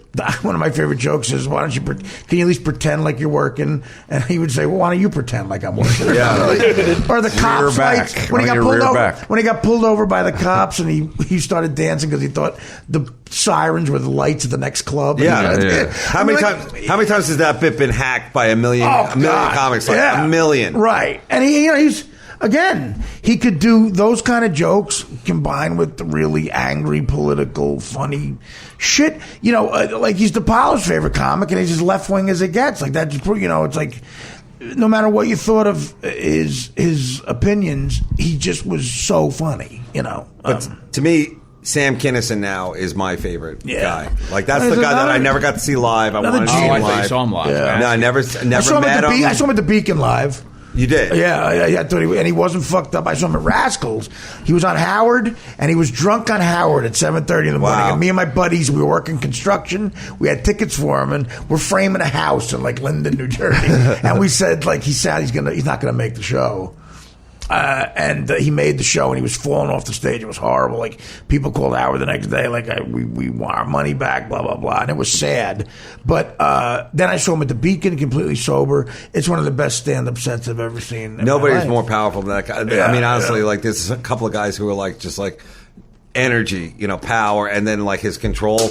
But I that's the one guy that I really wish that I had seen live, you know? Yeah. That's what, I don't really, I watched a lot of DVDs before, but then after a while I stopped. I was like, I'd rather go see everybody live. I want to see the real energy. You have the opportunity to, Yeah, whenever, like the same way y'all talk about the romance of like watching in your house. I like going to I like comedy clubs. Like when I first went to a comedy club, I felt the same way you felt when you watched.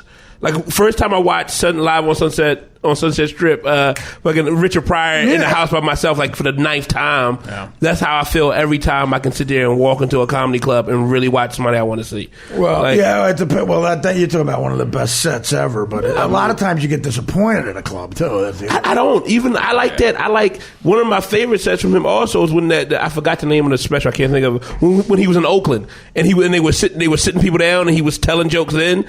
And he was. Is that a special or an album? It was like an album, but they recorded it and they put it out, and it was okay. It was a concert, and it was okay from Rich, and it was like one of the things.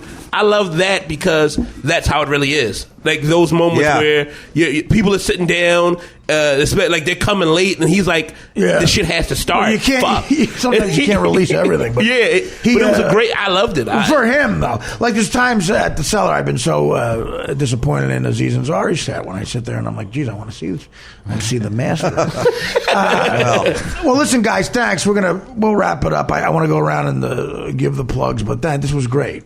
Artie, congratulations, man. Thanks for having me out here. Thanks, Dave. Anytime, man. You got to open it. I'm so impressed with this whole operation. Honestly, I thought we were going to be sitting on some crates. These two guys playing dominoes. Flaming garbage can. Well, happy birthday to officially. Oh, thank you. The great David Tell. The great David Tell still kicking. Yes. And so tell us, where can we see you? Come on. 50 more days. Come on, I can do it. I'm up first? All right. This weekend, that would be, I think... Punchline Atlanta. And then big show, January 27th at the Village Underground, the Comedy Underground. And you can go to the Comedy Underground Live webpage. We just launched it. Right. And you can also go to my website, davidtell.com, and you can see all my dates. And, once again, dude, thank you again for having me on the show. Thanks. Come back anytime. Russ Maneve, what do you got? TheRussManeve.com. Just go there, and all the information is available. Absolutely. Smooth. Dude. Boy, that really stepped on Dave's whole fucking mind. I know, really. Yeah, I was a blathering idiot up here. Also, real quick, to see Dave and I in a sketch that never aired on Saturday night, with go to YouTube and put in Kyle Mooney SNL sketch, Artie Lang, David Tell. This is your Rashomon. Go ahead.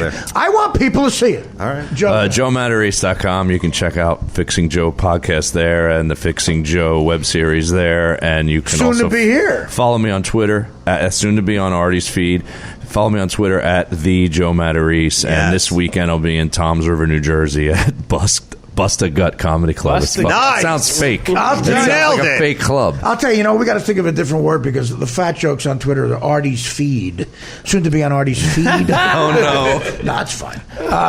Chris Cotton. At Cotton215 on Twitter, Instagram, all that stuff. And CenterCityComedy.com, Center City Comedy Podcast, and the Fresh World Problems Podcast. All right. I don't see why you should be using police language. 215. Man down, 215. Artie.Quitter.com for everything. I'll be at Cobb's in San Francisco, February 21st. Great club. Yes, and I'll be at the Borgata, Valentine's Day, Borgata in Atlantic City.